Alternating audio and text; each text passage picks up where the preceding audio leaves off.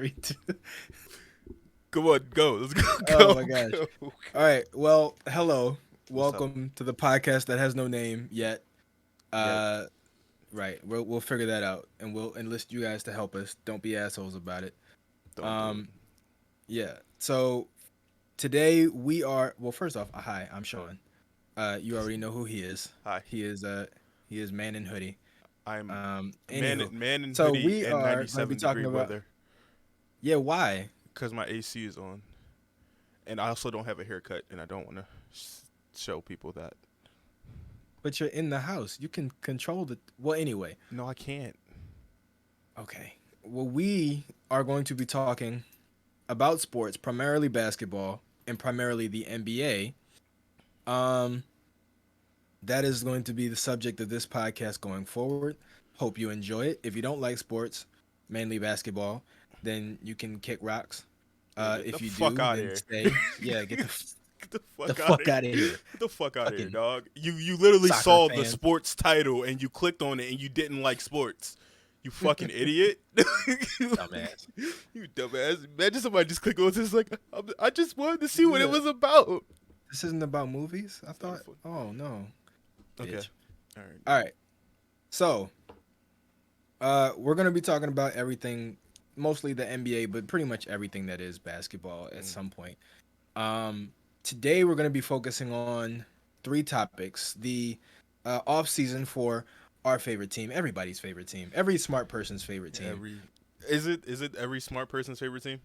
Yeah, every smart person's favorite team, and some dumb people's favorite team. Oh yeah, I think we're the dumb people. Well, speak for yourself. The Philadelphia 76ers. Uh, and then we're also going to talk about, of course, the NBA Finals and what some teams, well, one team in particular that's in a bit of a A rut. conundrum, yeah, a quagmire, some would say. More giggity. The Los Angeles Lakers and what they're going to do with Russell Westbrook and what they should do with Russell Westbrook, I guess. What But they we're can going to start try things to off do with Russell Westbrook. right because they're not going to be able to do what they want to do. All right. But we're gonna start off with the finals. So, Marquise, who's winning the NBA Finals? I don't. It's the Warriors. It's the Really? Warriors. Okay. Me personally, I think that this is going to go 6 at best for the Celtics. Okay. I just think the championship pedigree that the Warriors play with is unmatched, especially for a team that's very unexperienced and who got hot. You know, they were in the play-in game in the beginning of January. They Yeah. were in the playing game and they rode this ride and they got to the finals. This is like a miracle trip for them. That Yeah. they should definitely be proud of. Boston Celtics fans should definitely be proud of what they have done. But I just think when it comes to winning championships, they've already won 3. They've been here before. They know what it takes. They discipline themselves and they know how to play. So I think the Warriors win in 6. So I agree. I think it's 6 or 5 games, possibly 5. Hmm. I think it's mostly gonna hinge on Marcus Smart Yes. and whether or not he's fully healthy. I think if you looked at like the past couple years, there's always been like a team, like one overachieving team Hmm.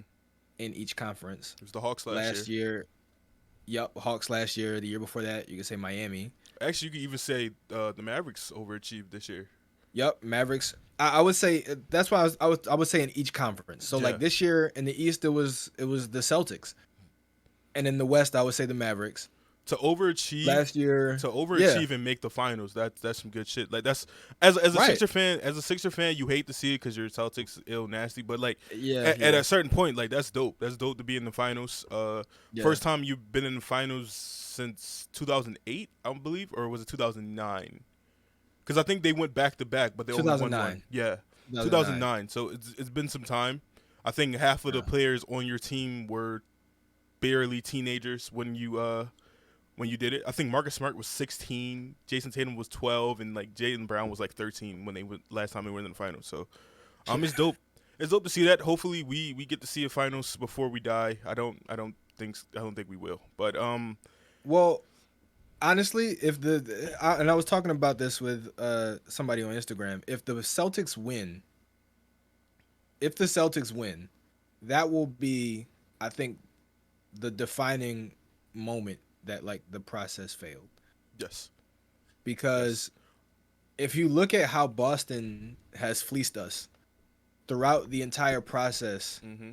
like getting, even though he's not even on Boston anymore, but getting Carson Edwards from us, even though Mm-hmm. we got Matisse, but knowing like they made that trade knowing that we wanted Carson Edwards in the second round, like They were just being petty. getting Jason Tatum when they knew Markel wasn't the guy, Mm. but I guess stupid ass Brian Colangelo I couldn't see mean, that.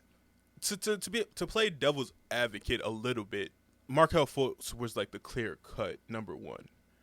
I don't think When so. oh, you don't? No, I don't think so.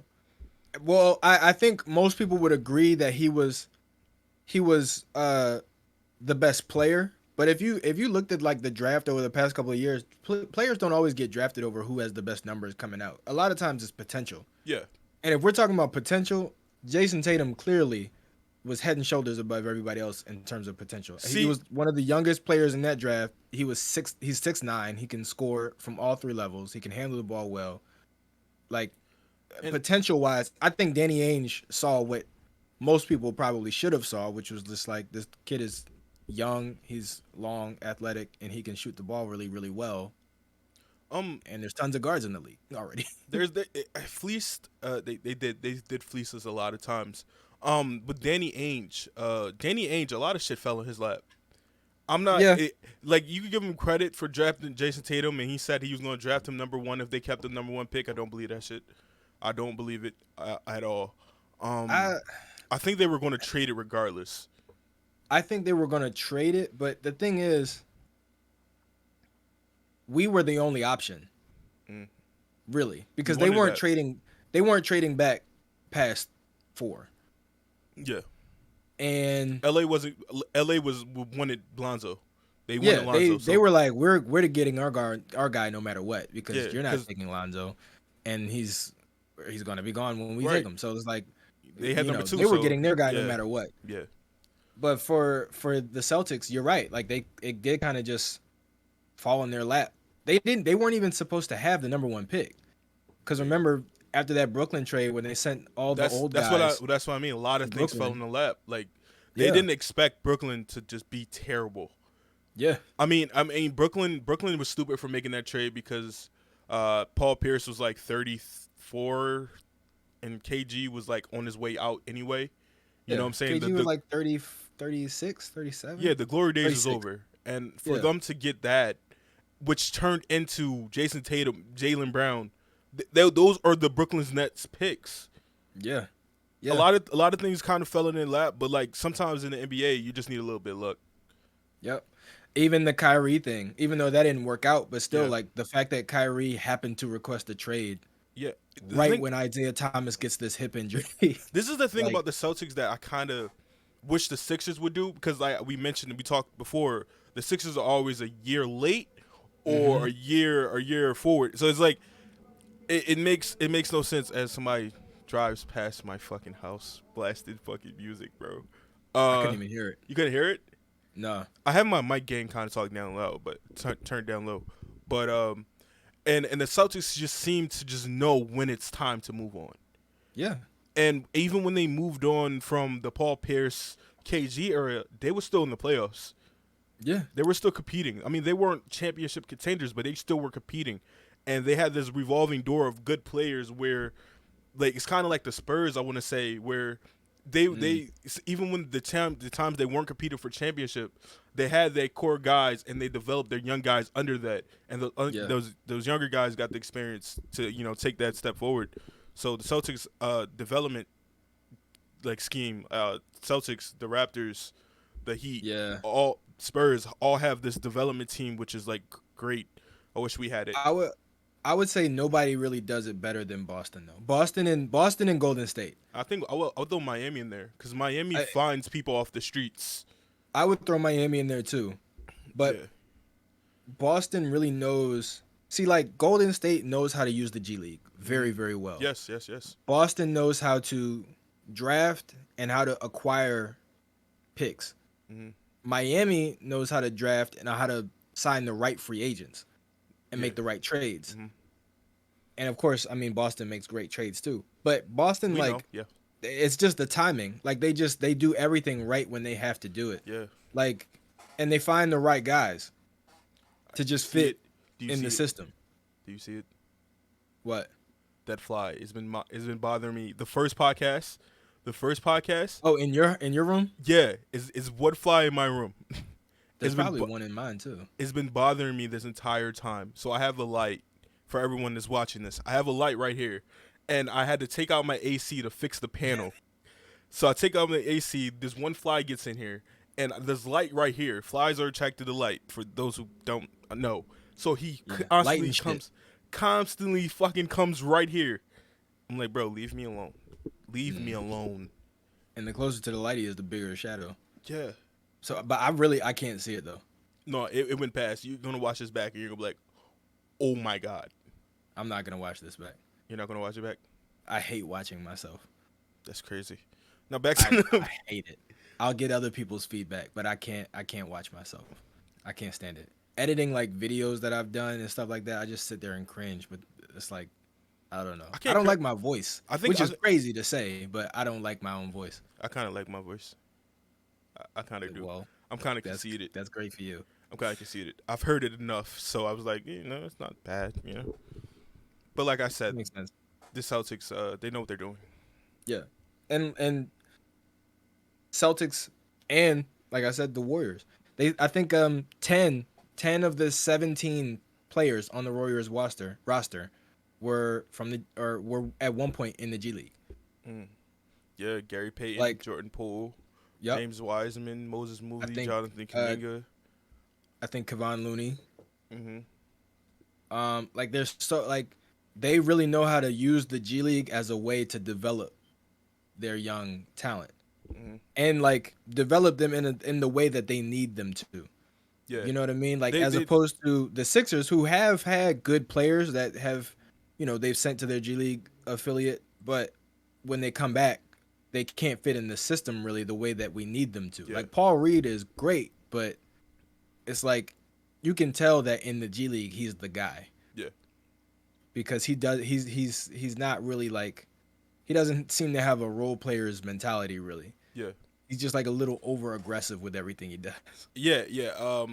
Cause in the G League, you're going against people like you, people who's trying to prove themselves. So sometimes I want to say they try to play their role to show people that they can play a role. So like there's not a lot of pump fakes. There's not a lot of thing. There's a lot of more like movement of the basketball versus like when you get on a team where you're playing with Joel. You listen. It's Joel. Like you're gonna give the ball to Joel. Yeah. So it's like give him the ball. you're gonna give the ball to Joel. So like even I would say a Jaden Springer, where it's hard to incorporate him because he's one of the guys in the G League that would just go off and do what he does. So definitely developing players to what you need, what your team needs, and drafting players to what your team needs. There's no point like what you said years ago. I'm bringing up Jahlil Okafor, but you had Joel Embiid already.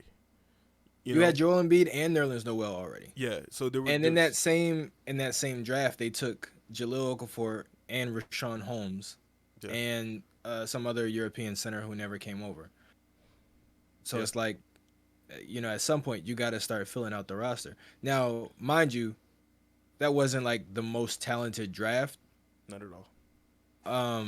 So I kind of get it, but at the same time, it's like, and that was Sam too. So it's like at some point you got to start thinking about filling out the rest of this roster.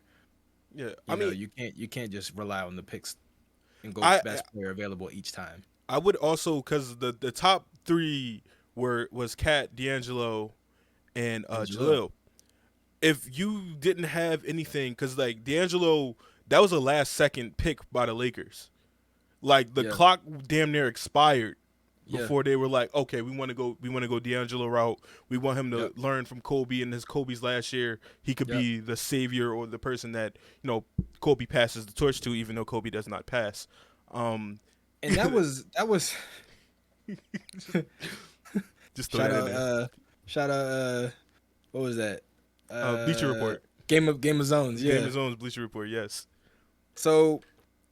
And I always thought that, and we'll get into the Lakers, obviously, but the Lakers are kind of like us, where they just kind of, do dumb shit sometimes. Mm-hmm. I always thought that that was a terrible pick for them. Like, not that D'Angelo Russell wasn't a good player, Mm-hmm. but if you're looking at the rosters, they needed what we took, and we took what they needed. Yeah. Like, they needed a big. They already had Julius Randle and Jordan Clarkson on the team. Mm-hmm.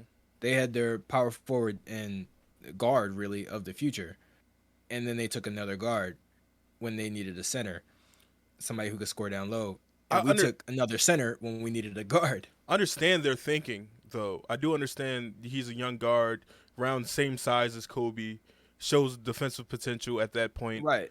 Yeah. Hey, Definitely. Kobe, stay with Kobe. But then there's reports that Kobe didn't show up to fucking practice. Like, it was his Exactly. last year, so you drafted this kid. He's seen Kobe like once a month, and it's like Right. only time you really play with Kobe is on the actual game. So that kind of Right. backfired, and then Nick Young things, and then Magic Johnson, all that happens. That's of course in hindsight, but See, and that's another reason why I was like, this is Kobe's last year. You want him to spend his last year mentoring one player. Mhm. When it's like you've already had Jordan Clarkson here learning from him for a year already. Yeah. And on top of that, if Kobe does just go and retire, you can always just call him back in to say, "Hey, can you work out with this guy?" Whatever. Like because he he took a doesn't lot of have people to. under his wing, after he Yeah, retired. So yeah. So it's like you don't have to worry about him being on the roster while you bring about this young guy. Like just draft who you need to draft. Like you don't think Kobe can give a center advice? right. Like you don't think he can give Jahlil Okafor advice? I mean, If anything, he's the exact person who needed to give Jahlil Okafor advice. yeah, because like, and another thing I want to add to this is your situation really matters Mm-hmm. when you get drafted, because Yeah, if Jalil gets drafted to any other team, Jalil's probably still in the league. yeah, He's probably still in the league. It's just the fact that we didn't need him. We used him literally as an insurance policy. Once yep, Joel got back, it was like, all right, bro, you could go somewhere. Like we trade him yeah, to the Nets with Nick Stauskas. So it's like, yeah. yeah, you can have Well, him. first they were like, well, first let's see if you can play power forward. You And can't. Oh, okay, all right, yeah, can't, you can bro. go. He can't defend, bro. He was Yeah, literally like a plastic board on yeah, defense. Um, and it was like you had to move on to him. It's so crazy. Like I go back to what I said. I'm so happy. So happy. Like the Boston does is that they know when it's time to move on. mm-hmm. We traded Nick Stauskas and Jahlil Okafor for like second round picks. Yeah, exactly. When the year or 2 years before, I think he was averaging like 18 points a game, Right. and it's Post like machine. exactly. To the point I was like, See, and that's one of the things that I do. Even though I feel like if Sam stayed, the process would have went on forever. But I feel like that was one of the things that Sam did well. Sam Hinkie, for the people who don't know. Sam Hinkie. But the one of the things that he did well was moving on from players. Mhm. Like when he moved Michael Carter Williams, everybody was like, "Huh? Like he's your best player. He And won then he Rookie fell of the off. Year. He almost had a quadruple double." His But first it's game. like the writing was on the wall that like he was about to start Mhm. regressing or that he was just not advancing the way that we needed him to. So it's like, all right, while his trade value is at its highest, we're going to move him. And we ended up getting another third overall pick from him, I think. Because we got a pick from LA that ended up Oh, becoming Alfred Payton, and then yeah. we traded Alfred Payton for Dario Saric. No. That was yeah, That yeah, was you're right. You're 2014. right. Yeah, that was Yeah, we Joel's got that. draft. It was the what did we pick? What do we have? No, it couldn't be because Michael Carter Williams and Joel was on the same team. Joel was injured No, still. but he got drafted the year before. Oh wait, no, you're right. You're Yeah, because right. remember the That was picture. the next draft. Th- So yeah, it was I think it was actually it was the year after Ben Simmons. was that the? No, wait, was it the Yeah. year of Ben Simmons? I think that was Furkan. It was either Was Furkan it or Furkan? Timothy Luwawu Cabarro. Because remember, we had 3 picks that draft. That Ben Simmons draft. We had number 1 overall, we had 24, and we had 26. It could have been one of those picks. Because It might Milwaukee have made the been. playoffs way before we did. But I'm trying to think. Cuz we got a higher pick though, cuz it was a lottery pick from LA. I feel like it might have been. hold on. I probably have to look it up, but I think it might have actually converted in 2017 because remember they put all those restrictions on it. Yeah, because they were scared. Where like, yeah, so it got pushed back a year the pick actually was because I think LA was terrible, Yeah, as we were as well. yeah, we were. We were worse. We were worse. Remember Yeah, the year that we but see, started we were off? worse, but we were worse because of injuries. They were worse because they literally did not have the talent. Do you remember the year we started off 0-18? Yep, that was that That, was the that was year. Jalil. That That was was Jalil. Jalil's first year. Yeah, that was Jalil's first year. You Yep. remember the first win we got? Oh my god, it was crazy. It was like, It was against the Lakers. yeah, It was yeah, Kobe's return. It was Kobe's final game in Philly that I yep, was at. yep. I saved up to get to that motherfucker. That game, Kobe he did like the post game press conference, and one of his like old high school teammates was there. Mm-hmm. He's a reporter. Oops, he was a reporter, and it was weird because they lost, and Kobe like wasn't even upset. Like Yeah, he was just he happy gave to he be in gave Philly. TJ praise. Yeah, I remember yeah. that. So it was like that was such a great day. It was just It was like a such a good. great day. It was just like good vibes all First around. Like we win, you got to see won. Kobe one last time. Yeah. Yeah, we Did, won. We beat the Lakers. We got to see Kobe. It was cool. It was just good vibes. a little Sixers trivia, right? For you, this for you to Okay. answer. What was Joel's first number before we traded away Thaddeus Young? Ooh. It has something to do with his name. It has something to do with his name. It has something to do with his name. How he marketed it. How he marketed it was something to do with his name.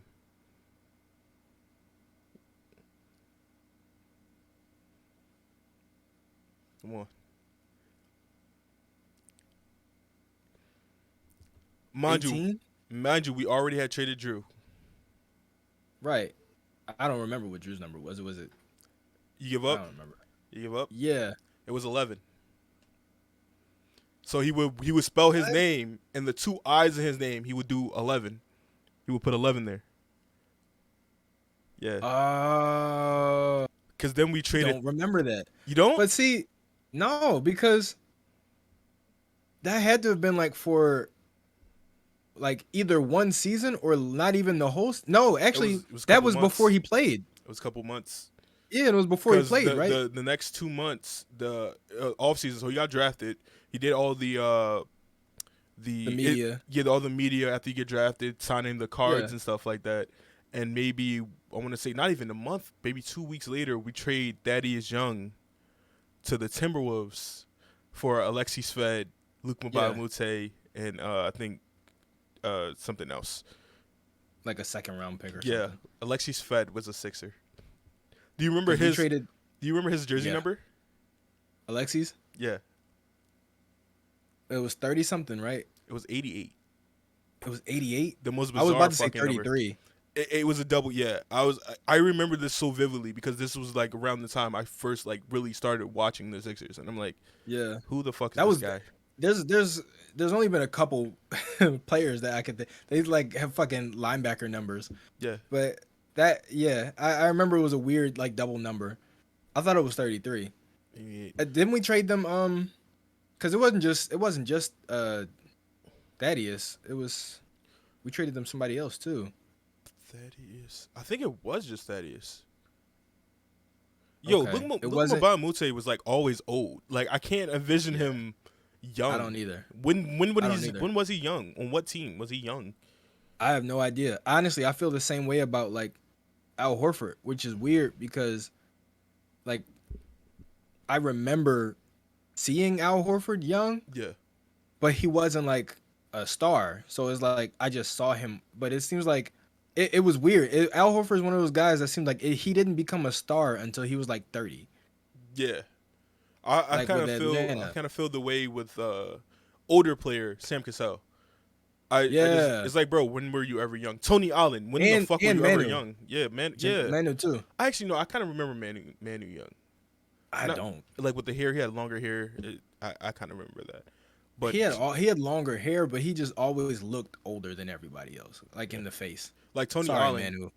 Tony Allen. I was like, Yeah. I looked at 19-year-old Tony Allen. I was like, bro, that motherfucker's 35. Like Yep. Yep. that is Yeah. yeah. Like there's some people like that that just never like even when they're young, you think that they're not that they're older than they actually are. So Morgan like Freeman. I don't think I've ever seen a young Morgan I Freeman. saw Wh- for the first time a young John Witherspoon Really? for the first John Wood. time. Well, no, he wasn't even that young. I was gonna say when he was on the Richard Pryor show, he was kind of young, Duh. but he was like in probably his 30s. I He's probably in like saw his early 30s. I saw the picture and it doesn't even look right. Mm. It doesn't even look right. I'm like, bro, no, not at all. So what else? What else you want to talk about? You want to talk about the Lakers, right? Yes, so we can get into the Lakers now since we're talking about drafting and players and movement and things like that and The organizations. the Lakers might be the worst team in developing players just because they just don't want to. Exactly. The Lakers, and I would say, honestly, I'm gonna be honest with you. Any team LeBron's on, Yeah, pretty much any team LeBron is on, all the young players you can just go. yeah. When you got Like when you got back to there's Cleveland, they never traded been a Dion. LeBron team. Yeah, when he got to the Heat, they traded Dion, and they never even gave Andrew Wiggins a game. Mm-mm. They were just like, yeah, Kevin you're a Love, come trade on. chip. Yeah, we need Kevin Love. The thing about like Kevin Love value was that high Right, that you right. traded a first overall pick and Anthony Bennett, but you traded a first overall pick for the potential for somebody who never showed anything in the playoffs, never Yep, got to the playoffs. yep. That is wild. The fact that the tandem of uh Ricky Rubio and Kevin Love never did anything. And they had a center. What was it? Petrovic? Petrovic? Yeah, The big, yeah, just strong ass motherfucker. He was like Steven yep, Adams before Steven Adams. yep, Yeah. yeah. They just and what's his name? You talk about the guy who got drafted before Something. Steph Curry? Yes, Johnny Flynn. Johnny Flynn. Johnny Flynn. Like they just never did anything, and I think that should have been signing up. They're like the Timberwolves now. Like the Yeah. Timberwolves with Cat and fucking D'Angelo. Like, and it's crazy because D'Angelo has had success on a different team, When on he's two the different guy. teams. He was the Right. guy, and they had success. They also was a deep team. They was a I deep feel ass bad for team. D'Angelo I do because it too. seems like wherever he goes, when he starts to kind of get into a groove, he gets traded. I feel like they should look to trade him. But I think it's a I more do of too. a personal aspect that you don't want to upset Cat. But at a certain point, you might as well trade Cat too. Give Right. Anthony Edwards the keys, bro. He looks like in a couple years, I think Anthony Edwards will be better than Cat ever was. Because at this point, their timelines don't match up. Yeah, At this point, by the time Ant really comes into his own as the player that he is, Cat will be pushing 30. yeah. He'll be no, he probably Because because what Cat is he is now, like like 27? 26. Yeah, you gotta be like 26 or something. I'll look it back. I'll look it up. You keep talking. Uh, yeah, I think he's like 26. Cause he's like a year, no, not even a full year younger than Ben. Um, but yeah, I mean the Lakers, any LeBron team really, they ship out their young players to get another star to play with LeBron so he can win. But at the same time, it's like, and I Yeah, hate to say it about LeBron because he's one, like one of the greatest. Yeah, he's like Father Time's worst enemy. Like I don't know how he's still this good at this age, but at the same time, even if you have LeBron, at this point you got to start thinking about your future. yeah. Like even if you have LeBron and you want to win now, it's like Bron, as great as you are, even now at 37 years old, are you really going to be here at 40? And are you going to be this good still? By the Because way, it's only 3 years away. Like by we the can't get rid of every young player that we have for the next 3 years just to keep you happy when we really might not win anything. by the way, Cat is 26. He will be 27 in November. So Okay. yeah, and Anthony Edwards is 21, maybe. Yeah, like a 5 year difference. And honestly, I feel the same way about Tyrese Maxey. Hmm. Even though the difference is Tyrese Maxey wasn't a number one pick, so his contract's a lot cheaper. Yes. But But you're still gonna have to pay Tyrese the max, and of course, and it's not even like one of those things like but damn you see, gotta pay him the max. Like I want to pay him the max. Like I want but him see, the good thing is though, because of the way the contracts are structured, his max as a number what 21 pick was he? 21. Thank you, Mike Muscala. Thank you, Thank you, Mike Muscala. thank you so much. His max is not the same as Anthony Edwards' max Okay, because the way that it works is like where you were picked. Like I think if you were picked within the top 5, your starting contract is higher. I think so. So I when think you so. sign extensions, it's usually based off of what you've done already, but also what salary you had starting with. Yeah, because I remember when Pascal signed his, and I think him and Ben Hmm. got drafted in the same draft. He was like significantly less than Yeah. Ben, and maybe like All Stars, All NBAs, Yeah. could Yeah. affect that, but and definitely affects it. But I don't think he made any yet when he got that. Yeah. And then another good example is Andrew and Joel. Hmm. Because remember, Andrew Wiggins and Joel were drafted in the same draft. They got their extensions the same year, and their extensions were about the same amount, even though Joel was picked third and Andrew was picked first. But Yeah, Joel had an all star appearance. Joel also had like kickers in his contract Right. where like you make this, it goes up, stuff like that. Right. Um, also, it wasn't Joel's contract wasn't guaranteed. It was It not guaranteed. wasn't? His first contract that he signed was not guaranteed. It had so many kickers and so many injured things in injury prone things in that contract. Like if he got an injury and he wasn't the same, they could just release him. Really? Yeah, that's why I mean, the that's smart. ooh breaking news right Uh-oh. now. Wow, that's fire. Breaking news: the Brooklyn Nets are deferring their acquisition of the Philadelphia 76ers 2020 first overall pick. So that means we have a first overall pick this year. Okay. 23rd You overall. know what that means? Trade That it. thing is going. That thing is going wherever Tobias is going. Or I mean, this draft. I don't know if you like watch college basketball or like have been entwined with the draft.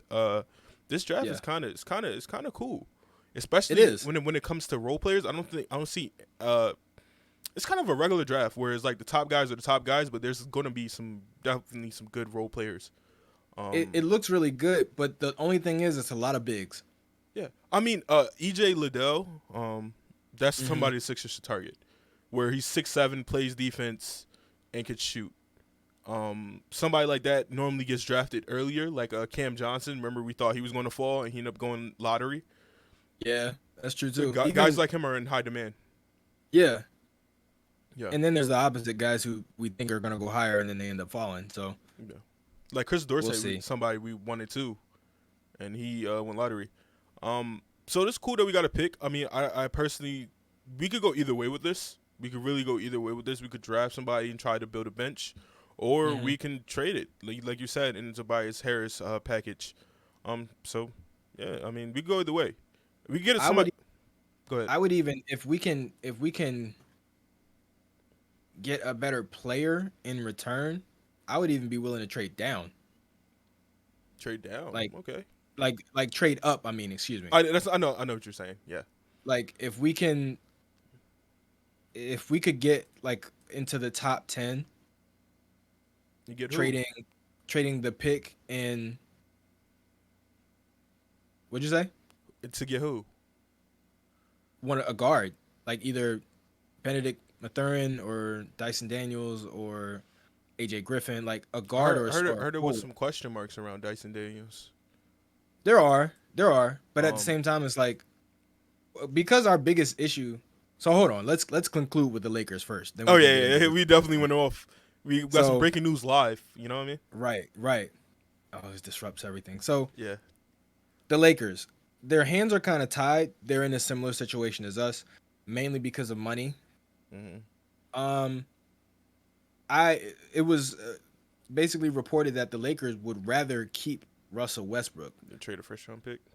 than trade him in picks.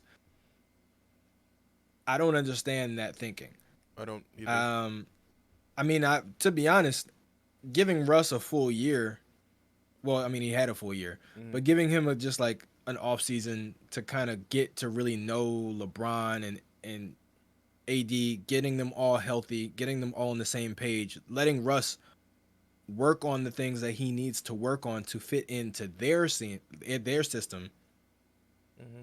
I think that would have a much greater effect because I think most people were expecting him to kind of turn it around like he usually does Yeah. halfway through the season, and it just never happened. But I think the main reason why is because of the roster movement. Like everybody, like guys were in and out of the lineup all the time. Mm-hmm. Like AD is constantly in and out of the lineup. LeBron is in and out of the lineup all the time. So who he was actually playing with on a nightly basis changed constantly.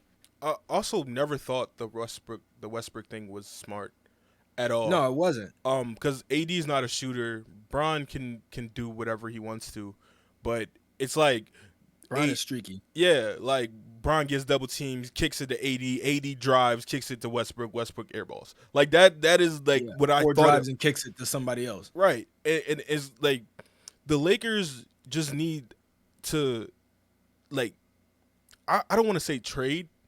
I feel like their best asset to trade is Anthony Davis, Yeah. and I don't think they want to You're do saying that. something. Like, I don't think they want to do that, but like to get yourself out of this situation, like you might have to. Yep. Like For shooters.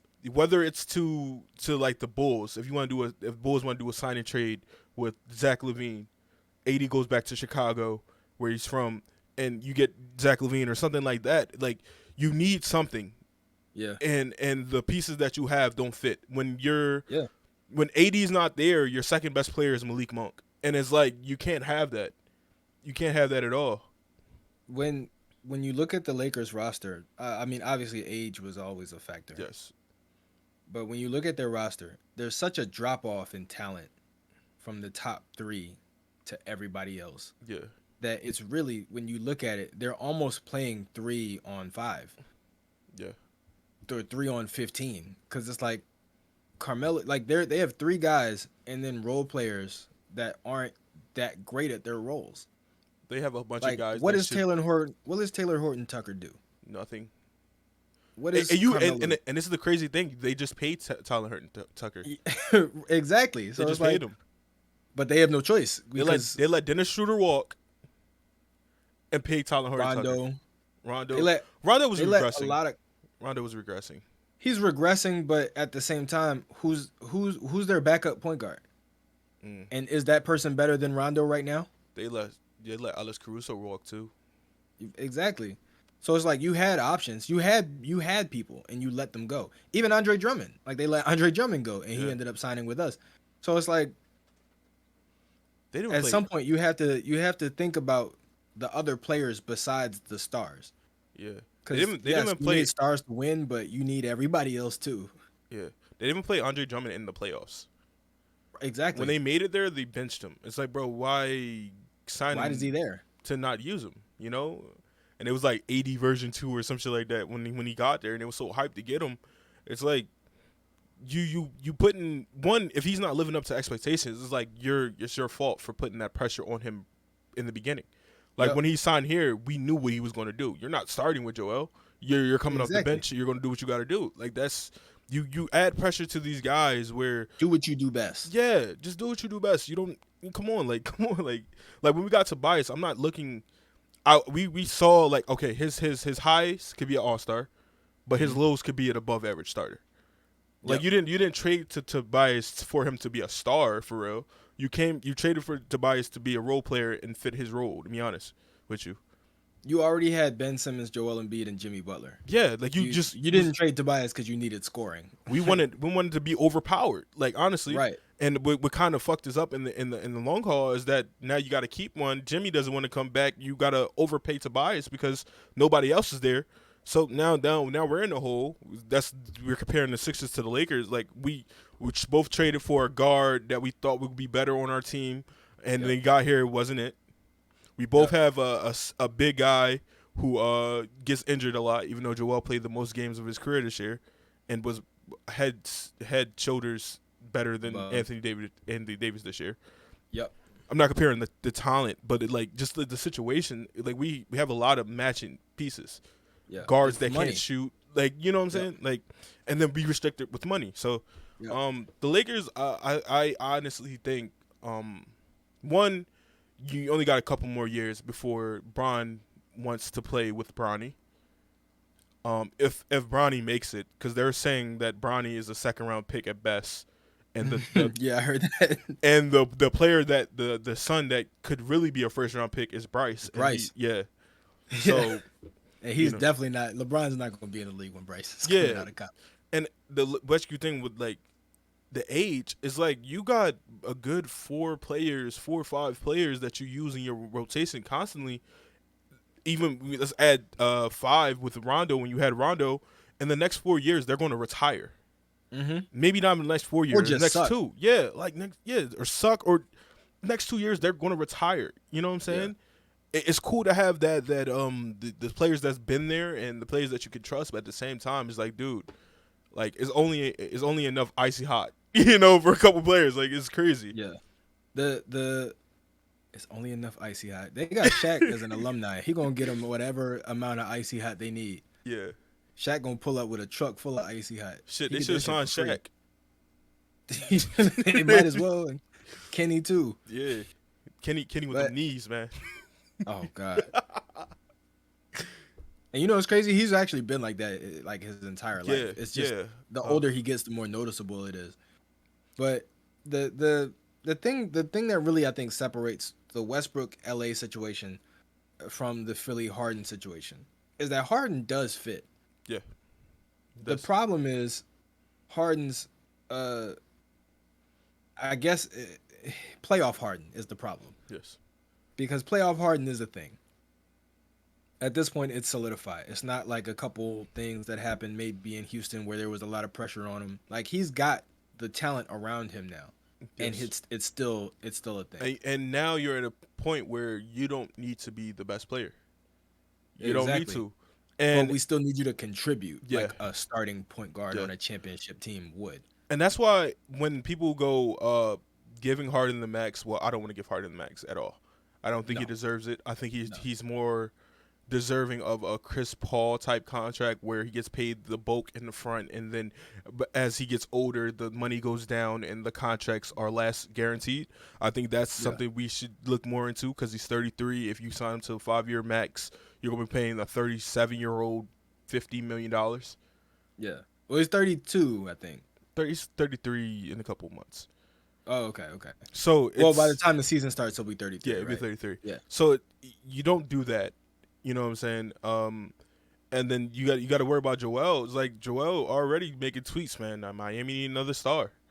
And he just signed an extension. You just signed And an extension. unfortunately, not unfortunately, but Joel is not Ben Simmons. Like Mhm. there is very much a trade market for Joel Embiid. So if he requests a trade, it's not going to be like Ben where Yeah, he we has to got sit out to for the scrape whole. around and look for Yeah. something. No, like Exactly. and Like, Joel. as soon as Joel Embiid requests a trade, teams are going to be calling. Like a lot of teams are going to be calling immediately, and they might be willing to throw whatever at us. Because the And one Miami thing, might be the perfect destination. Miami- Miami could say Bam Adebayo, Tyler Hero, and 2 draft picks. yeah, because we're not And talking. we'd be like, okay. Yeah, I mean, we'll take it. Joel. The thing that you separate Ben from Joel is one. Joel's a fucking warrior, bro. Yeah. Like yeah. like the respect I gained from this man playing through all this shit and still wanted to be there Yep. when Ben didn't want to play with you because of something you said that hurt his fucking feelings. Yeah. Like he's been through so No- much this year. Yeah. My respect for him goes through the fucking roof. Nobody's gonna lowball us Yeah. on offers for Joel, and we won't even have to accept them because I'm sure Joel will still play Yeah. even after he's requested a trade. Yeah. Like, And he's still gonna show up and do what he has to do. it's to the point where we're getting to the point where not only are as a fans, like as Philly fans, we're not biased. We're not biased. We're not as biased. Okay, let me rephrase that. We're not as biased. We're realists. Yeah, we're realists. So if Joel wanted to leave, we would just put our hands up and go, bro, listen, you did everything the you best possibly could. They have not given you anything. Players have quit on you. You deserve to go win.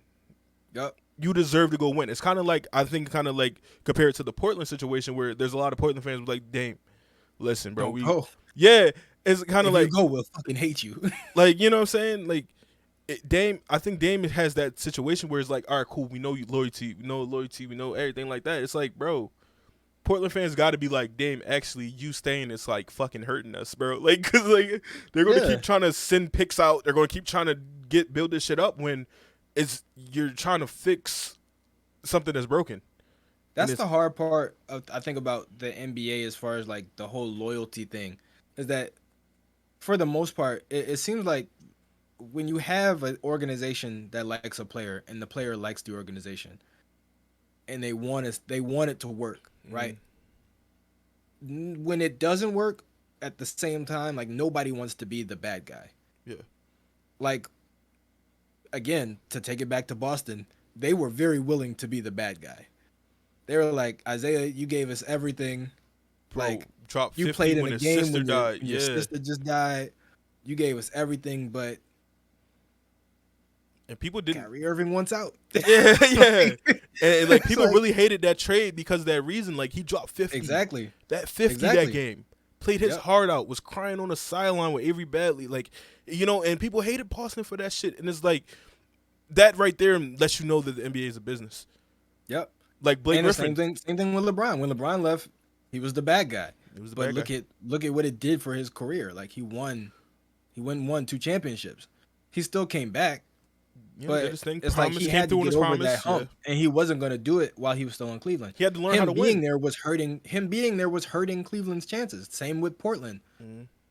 So it's like at some point somebody has to be the bad guy. Either Dame has to just be like, "All right, I'm out," or Portland has to say, "All right, we're restarting." 'Cause Which honestly, I thought it was what they were doing when they traded CJ, Covington and like all Norman Powell. to the Clippers. I was like, "Oh, they're rebuilding." Then they're like, "No, we're building around Dame and Anthony Simons." Like, wait, what? Like, what are you doing? And it still doesn't make sense. I still don't understand what Portland's doing. Okay. More And news. More news on that. The pick oh, go thing. ahead. They have gave us this pick this year, and they're confirmed to take the pick next year. That's fine. And then I don't know why they did that. because I guess they're expecting us to be worse next year.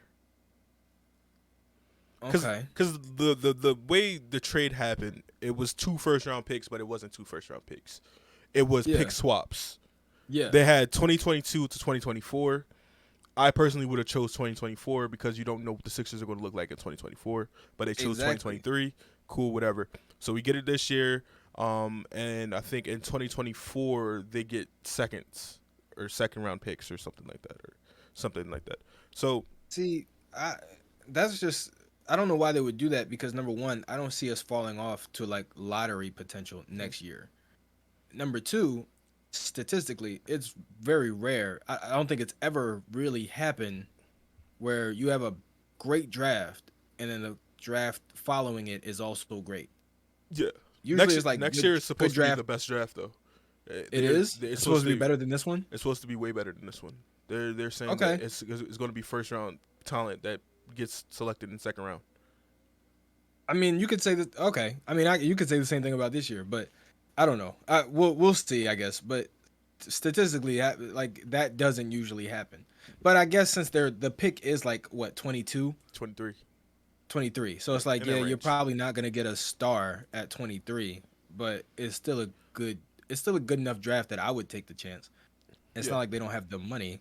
Yeah, But they don't have the money to do anything. And for Brooklyn not to have money, they have a pretty good squad. When you look at that, Right. they now have Seth for at least next year, Patty Mills for next year, KD, Kyrie, Ben Simmons. That's kind of where it ends. Kind of. yeah, I mean, Bruce Brown. They it's still what? have. Yeah. And Goran's about to be a free agent, so he's gone. Oh, still have Harris too. Oh yeah, Yeah. yeah. That's what they See, have shooting for days. but the thing about Brooklyn though is that they can because they have KD and Kyrie, and because it's New York, they're gonna be a free agent destination. Yeah. So there are gonna be teams or players that maybe don't get great offers elsewhere, so they'll just say, "Fuck it, I'll take less money and go try to win a ring in Brooklyn, get a That's free what Paul ring." Millsap did. He ended up on the Sixers. Exactly. He Right. ended up on the Sixers, Right. bro. Right. I mean, in a better situation because at least we made the second round. Yeah. That's crazy. But It's still crazy to think they got swept. I know. It was competitive games though. It was like real like that was probably one of the most competitive one competitive sweeps I've ever seen in my life. Yeah.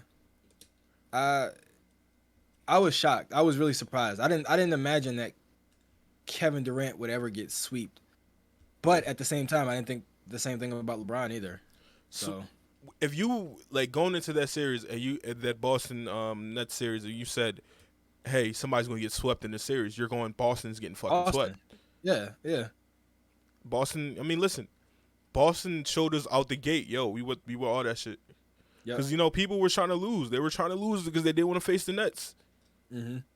Boston was like, "Yo, let's win," and they did it. Hey, you can't.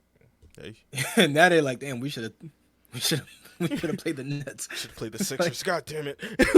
yeah, exactly, or us. But I mean, well, see, I don't even know about that because I don't know about that. The series with Toronto matched up well against us. Yes. The series with Miami's the number one team in the East, and both of those series were pretty competitive. Like Yeah. with Miami, it was back and forth for a while until they won the last two games. They played the With Hawks, right? yeah, Are you talking about versus the no, Boston? with Okay. us, like Okay. our series they were both competitive, but I don't think we would have gotten swept by Boston. I would like to add in there that if Joel was healthy from the rip, if he just had that little thumb thing, we beat Miami. I'm just saying that. Yeah, I think so. I think so. And I think with I think we evidence, would have. I don't know if we beat Miami, but I think we at least would have gotten one game in Miami yeah, that as from those well. first two. I personally think the fact that Joel came back was not himself, and we won 2 straight games. It took Bam a game and a half to adjust to an injured Joel. Mm-hmm. Imagine a Joel with one problem instead of the two. You know, Yeah. like when he's pulling up and he got a open jump shot and he hits wide left off the glass. That's not Joel. Yeah. So Bam got out of there easy, Yeah. and Bam played like shit. And I think Miami. If I'm Miami, I'm not going to try to trade Tyler Hero. I would try to trade Bam Adebayo. Well, I don't think because of Bam's contract. I don't know if you can move Bam without Tyler Hero, or at least like Max Strus or Victor Oladipo. Because like I'm thinking if Utah trades Rudy Gobert to say they trade him to Dallas or something like that, they get picks or something back. They can then do another add on to that and send Donovan Mitchell. No, To Miami. yeah, maybe, but I think Utah will want a Tyler Hero though. Exactly. So yeah, maybe not. Tyler Hero and Bam Adebayo are the Heat's two best trade assets Mm-hmm. because of what Color. they've shown in the past and their age. Yeah, their future. Yeah, So, but the problem is Bam's making a lot of money already. He's making 33 million. somebody's gonna like if they. I personally believe trade Bam before you trade Tyler. Yeah. Tyler, because Tyler. I think if it does happen, it might be Phoenix. Because Phoenix is ooh, a signing looking to trade. move DeAndre Ayton, right? But I feel like if you get Ayton, you're kind of back in the same situation. Even less because Ayton's not as good as the defensive player as Bam, and they both aren't aggressive. No, They both. but aren't, in terms of skill, I would say Ayton's a little better though. yeah, they're both more finesse players than especially the thing about Ayton and Bam is that when they play against a great center, they kind of bow down. They kind of like okay, bro, you got it. I understand. Like, But I think at least with Ayton, you get more great games out of Ayton than he's a better playoff player. than with Bam because, like you said, Ayton's a better playoff player, but also because Ayton's just bigger and Yeah, better. I mean, he got like 4 inches on him. I think Bam's like 6'9". Yeah. That's kind of why I was Yeah. mad that Doc wasn't trying Tobias on Bam when Bam was going off Right. those 2 games because they're the same height and Tobias is physical as well. He plays. Mm-hmm. He literally plays in the post. If Tobias can slow down Pascal Siakam, I think he can slow down Bam Adebayo. And Bam doesn't even shoot. Right. Like go play Bam like you play Ben Simmons. Mm-hmm. Like he did introduce much. the little mid range thing, yeah, but like that shit wasn't falling when he had Joel on him when he, you know what I'm saying? Like when you or got against Paul Reed on Boston. you, like it's cool because I know Yeah. Paul Reed. Paul Reed. Oh God. Paul that Reed's Paul Reed is he's it's only two options. Well, three options. You gonna score on Paul Reed. he's gonna foul. He's gonna block the shit out of your shot, or he's gonna foul you hard, Yeah. and then look at the ref like, What happened, bro? You took his fucking head off. Like, yeah, you like took his fucking it's head off, only bro. it's only three options. If you get the shot off, you probably gonna make it. Let's not But if talk you too much shit about Paul Reed because Paul Reed might be a guest on this podcast in the future. oh, that's true. That's true. Paul Reed I is don't definitely a dislike guest. Paul Reed. I like see here's the problem, right? And we'll get into this when we start talking about the offseason thing. What's his name? Patrick Beverly got on I think it was first take, and he said the Sixers need a dog, which I don't disagree with. Mm-hmm. I think Paul Reed could be that guy if he could do it without fouling so much. Yes. Because he is very aggressive and he's not afraid of anybody. Do you know who else was supposed to be that? We had like two players that was supposed to be that. That just weren't one wasn't good and one was like too good that they traded him because they didn't want to sign him to a bigger contract. The one guy that we had that was a dog that was the enforcer was Mike Scott. But Mike Scott fell off. And the person we had before Mike Scott was Rashawn Holmes. But Rashawn Holmes was too good, and you had to pay him, so they traded him. Yep, and he ended up going to Phoenix. Yeah, when they go to Phoenix, then he went to Sacramento. So we have these guys. We need a PJ Tucker type dude where because like Joel can't be your enforcer, he can't be your best player and your enforcer. Exactly. No, historically, that just hasn't happened. Yeah, like even with the Bulls, they had Rodman. When Rodman got there, MJ could kind of take a little bit of a step back as like the enforcer guy. But shit, we had Jimmy. Jimmy was down. Like when fucking Jared Dudley pushed fucking Joel, Jimmy was right there. Like we had Jimmy and JJ. JJ's an underrated. He's a low key dog too. Like JJ will get in people's face. JJ will get in his own teammates' face. Yeah, that's like, what when Jimmy first got there and I think Jimmy came off a pin down wrong or a screen wrong. And JJ came up to him and he said it in his podcast. He was like, "Don't fucking do that shit again." Like, don't fucking do that shit again. Like when I used to see little ass JJ Redick go up to Joel Embiid fucking yelling at him like this, like I was like, good. Yeah, bro, good. I mean, TJ was one as well. Yep. TJ, like sometimes you need, especially as a guard. Yeah, and people was like, "Yo, get Patrick Beverly," and I was like, "He does too much." Yeah, he's Patrick Beverly is a rabid dog. That's different. Like that's way over. And Patrick Beverly is one of those people whose his mouth isn't worth his game. Yes, absolutely. Like with JJ, it's like JJ is a specialist. He can say whatever, and it's like what we need JJ. Draymond Green. Draymond Green is the same way. Draymond Green on any other team probably could be depending on an all-star, like the best player on that team and get an all-star appearance and maybe even lead a team to the playoffs if he had the right team around him. Yeah, like he can't go to every team and do that. He can't. Yeah, like a team like if he was in Brooklyn, I see that. If he was in a team, he gotta be a team with shooters. Like I think you replace Draymond with you replace Patrick Beverly with Draymond. I think Timberwolves go farther. I'll even take it a step further. I think if you take Draymond off the Warriors and put him on Boston in the place of Grant Williams, I think Boston is the favorite. Because Draymond is don't get me wrong, Draymond is very pivotal to what they do. Yep, very pivotal what they do. But you can afford to lose a Draymond sometimes.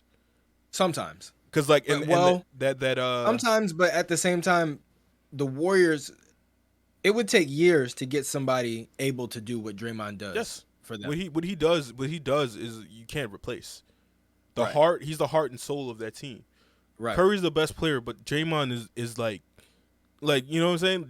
KD came to the Warriors because Draymond, and he also left because of Draymond. But that is not the point. That is not the point. See, and JJ actually said something. He said the same thing about Boston. He was like, Marcus Smart Marcus Smart, yeah, is not their best player, but he's the most important player. most. Yeah. He's one of the most. He's probably the most vocal. He's one of their best defenders.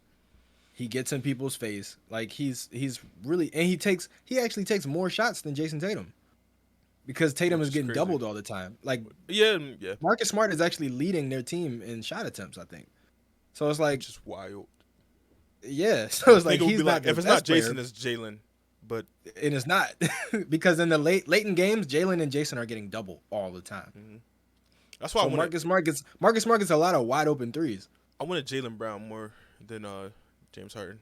To be honest with you, but I did too, but I know there was no chance of that happening. well, there was a chance. In my opinion, there was a chance early in the year when they were still, because Jason Tatum said that they had to like sit down and have a conversation, basically. And I think JJ Redick said on his podcast, he was like, "It seems like they figured out that Jason Tatum is the alpha." Yeah, and it's so dope Because, to see. You know, you kind of wanted that for Ben and Joel, right. where they had that moment where I think Jason Tatum was mic'd up and it was like, "Yo, they said we couldn't play together. They said we couldn't play together." You kind of wanted that moment for Joel and Ben, but Ben wanted to be. It was only Joel. It was only Joel that wanted to really play. Yeah, So Joel was like, "We won most of our games together. We won 52 games," and Ben's just like, "I'm an all-star." sure, sure. Joel would But say we, Ben would go I. So yeah, exactly. But early in the season, they struggle with that though. Like because Jason then and neither of them are playmakers. right, they're both just scorers. ISO And the person who actually had to call him out on it was Marcus Smart. Marcus Smart. When he was Marcus like, Smart. our two best players, they're young. They'll get it together. They'll Don't figure pass out the that they fucking got to get ball. everybody else involved. Yeah, They don't exactly. pass the fucking ball. Exactly. He was the one who had to basically call him out on it, and they got it together. So it's like, I thought it was a chance. At that point specifically, I felt like at that point tensions were at its highest, and people were really saying that they probably couldn't play together. And it's crazy to think they're in the fucking NBA Finals. Yep. 4 wins away Yeah. from a championship. Will they get it? No, but still, to say that If they is do, a I'd be chance. so upset. I, If I, they do, I would be so upset. I, Because I like Jason Tatum, but I don't want the Celtics to win. The yeah. championship. As Sixers fans, we're only saying this as Sixers fans Yeah. that we don't want y'all to win. But Because I'm definitely not a Warriors fan either. as a But sport I came up with fan, so many reasons to root for the Warriors this week. yeah, it's just the Celtics. It's just a rivalry, man. It's Mm-hmm. just a rivalry in us. If y'all win, congratulations. But I was even telling people, I was like, it was the Philadelphia Warriors first. right. It always comes up. It always comes up. I was Listen, like, there's no here. strength in numbers without Philadelphia. There's Exactly. none of that Yep. shit. Yep. Y'all got Wilt because of us. Right. You know what's crazy? They have one of our championships, Yep. which doesn't make sense. Like OKC has one of Seattle's only championship. Yep. Why the fuck does that come to OKC? That doesn't make sense to me. I don't know. It's like either Do we have any Syracuse Nationals championships? I don't think they ever won a championship. banners in the no, yeah. I don't think they ever That's won a not fair. championship. I think our first championship was in the 70s with Wilt. I think so because we only got 3. The last one we had was 83. I think it was actually, yeah. No, it wasn't with Wilt, but I think it was in the 70s. Let me see. Because Moses Malone, Or the late 60s. the late 60s. So were we? Because that was when we had Wilt. Or no, actually, let me think about it. Because Wilt went from here, he was in Philly, then Golden State, then came back to Philly, then went to LA. Let me see. But when he went to LA, I think that was actually in the 60s. That was when we were in the Nationals. Kareem. We were in the No, Nationals. it wasn't the 60s. It wasn't the It 60s. was 1955. Yep, 1955, 1967. We were the Nationals. Syracuse Nationals. So we do have a championship.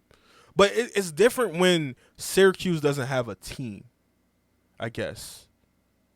Syracuse doesn't have anything anymore. do Yeah, they? they didn't have shit. I mean, they got the orange. That's it. Okay. I That's guess that it. counts. That's it. I mean, so I guess I would feel mad as if I'm a Seattle Sonic fan that they Yeah. have that. But Seattle's probably getting a new team Yeah, 2024, Las Vegas is also. in Seattle. So I think they're But going see, to I don't understand that because how does that work with the conferences now? Because that's you two move Western Memphis, conferences too. you move Memphis to the fucking east because it's east. It's the fucking East Coast. You move. You probably got to add Yeah. another team, right? Yeah. Yeah. You will have to add a team to. So The let's pose East. this. Let's pose this question. Because if you create two new Western conferences teams, you need to have two new Eastern Conference teams. So you can move one from the West to the. Oh well, no, you need no, Three, you need one. because You it need has to be one. even. You need one Eastern Conference team because technically, if you move Memphis from the West to the East, Yeah. that would So be like adding yeah, just one to the West. yeah. So yeah, I mean, what city do you think would get it? I would personally go Pittsburgh. Oh wait, no, that would be even actually. Now that I think about it, it would be 31 and 31, or it'd Well, be I'm sorry, 16 and 16. I think they would. I think they would want maybe yeah, but I mean if they added two, they would still have to add one to these.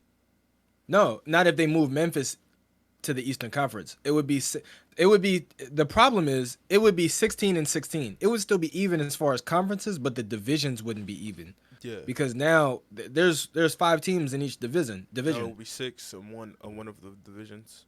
right? I mean if that's what they're doing, I mean because they didn't. What were the most recent teams added on? Wasn't the Bobcats and the Raptors the most recent? Um, And then the Grizzlies moved. well, I don't know because the Grizzlies, We're in Vancouver first. yeah, but they moved. That was in the 2000s, wasn't it? Yeah, I think it was because Pau Because Gasol played for only played Vancouver, for I think he only played for the Vancouver Grizzlies. yeah. No, he played for both. He played for both. Pau Gasol played He for did, the but Memphis he Grizzlies did, too. but Steve Francis got drafted to the Vancouver Grizzlies and forced his way out and got to the Rockets and played with Yao. So I Okay, think it was in like the early 2000s, Pau Gasol was on the Grizzlies. He was on the Memphis Grizzlies. Yes, not Vancouver. he was on Well, he was on do they both. have it? Do they have it just listed as? Because I think if it was both, they would say slash. Look up Steve Francis, or just look up Vancouver Grizzlies move.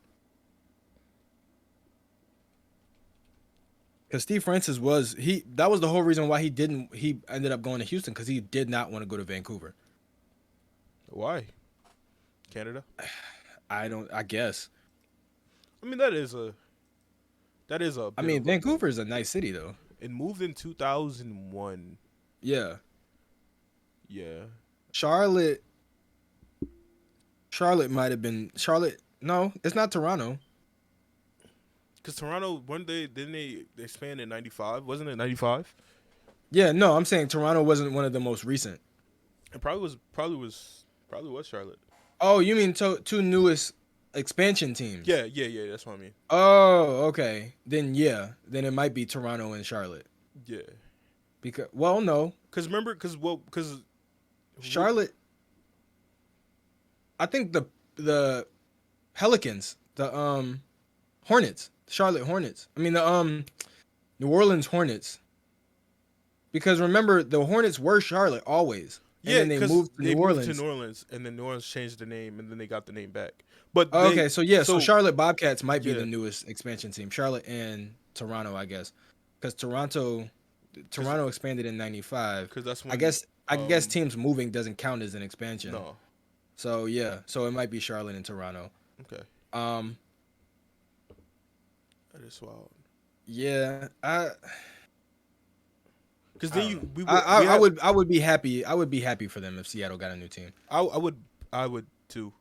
As somebody who wasn't even watching basketball when Seattle had a team, it just to see how many players came from Seattle, Yeah. and how like they all like nice with it too. They Yep. all nice with it too. Just to see that fan base reclaim that. Yeah. On opening night when they get that, they should be presented their championship back. I mean, and there's so many teams there's so many states in the NBA, Hmm. so many states in America that have multiple teams. California has 4 teams. I thought you were Like talking more so of just sports in general, because like no, that's the just basketball. yeah. Like just California has basketball. 4. California has 4 teams. They don't New need York four has 2. teams. Like LA has 2 teams. New York has 2 teams. So Like Florida has 2 teams. Like move the there's so Kings. many. Texas has 3 teams. Like there's so many Texas states is that big as have. shit though. Texas and California are big as shit, so I understand. They are, but does LA need 2 teams? No, Like no. Sacramento, sure, you Sacramento can have a team. I get it, but it's like you could move the Kings and then move the Clippers to Sacramento, or just move the Clippers. I doubt Like they would do that though. I do too, but at the same time, it's like just to give, because it's about at the end of the day, it's about the money. Yeah, Like having the enough fans to turn out and enough jersey sales and all that to that warrant that w- actual money that it takes to move a team. But at the same time, it's like there's so many big, like actual big cities that just don't have teams, mm, simply because these other cities are in a state that's more populated. that's kind of what I kind of feel. Um, to walk away from the NBA for a little bit and go into their sister, the WNBA. Yeah. I don't understand why there's not a team in Philly and Boston. From what I understand, I think there did used to be a team in Philly. It was called the Philadelphia Rage. Right. I don't understand why that's free promotion by itself. Having Yeah. Philly and Boston because we just hate each other as a sport fan because we're so much a fucking like, right? I think teams. I think cities that are obsessed with sports, like Philly and Boston, are Mm, those like WNBA teams would do fine. yeah, Like it's like not I would like go to a WNBA game. Like I would want to be because I watch the yeah, WNBA already, but having your yeah, own team it makes right. it even better. You And know you what I'm could buy saying? jerseys. Like Yeah, it's yeah. And we're sports towns. It's different like with LA. Like the Sparks, they have championship pedigree, so it's like they have the history behind it. But if you think about it, the city of Los Angeles has so much going on sports wise. mm, How many people are really going to Sparks games? not really. You know what I mean? Like how often is that arena packed? I tell you right now, if they gave Philadelphia a team, that bitch would be sold the fuck out. It, Absolutely. Philadelphia Absolutely. sold games. We're talking about arena Absolutely. football people. We're sold the Yep. fuck out. Yep. Give us something to learn. Give us something to feel passionate about. We're there every game. Yep. And don't let them make the finals. Don't let the motherfuckers make the finals. I just think the WNBA just needs better placement of teams. Like there's a team in Tulsa. Why? It's like they used the WNBA like the G League. Mm-hmm. They're just It's that shit like out. yeah, like they put them in areas close by the NBA teams. That's why OKC actually got the Thunder because when Really? New Orleans had that flood, they played in OKC. When Right. Hurricane Katrina happened, Chris Paul and them they played in OKC, and they saw how crazy OKC went. And when Seattle their contract was up, they moved it to OKC. And the owner was from OKC. Oh, I didn't even know that. Yeah. I think Kevin Durant said that on JJ's podcast when he was talking about the move. He was saying that the players were assured that they heard rumors about a Because move, he but the bought a players were house. assured. Yeah, Yeah, they said the players were assured that it wouldn't happen for another like 2 or 3 years, and then at money like the talks. end of that season, it happened. Money talks, bro. Yep. Put some money behind some people. They move fast. So, what is your to take it back to Philly? What does your ideal offseason look like for the Sixers? Acquire players that fit the team. And I know that sounds so bland and it's so on the nose, but it's exactly what we need. We have Yeah. constantly always searched for the big names that we have forgotten about the pieces that need to go with those big names. Yep. So I would say go get role players. Trade Tobias if you want to trade him just to get rid of his money. Trade him OKC, trade a pick or second round pick. They don't need all that because they're most likely going to trade him again. Kind of what they did with Danny Green. I would trade Matisse. I think Matisse time is done here, and Yeah. I would trade Matisse for Kobe White.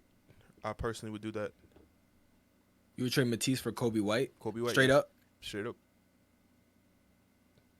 The only thing that makes me hesitant to do that is that he's at this point with Danny being out for most of the season, he's not just our best perimeter defender anymore. He's He's our virtually only. our only Yes. perimeter defender.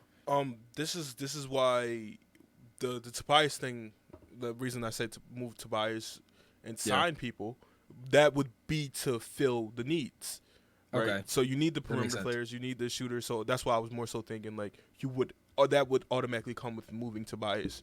You would get the perimeter defenders, the shooters, the things like that, because that's $37 million that you're gonna be able to use. I don't know if it's gonna be 30 directly because I know we're over the cap, so it might be like 20, more so the 2023, variety around there.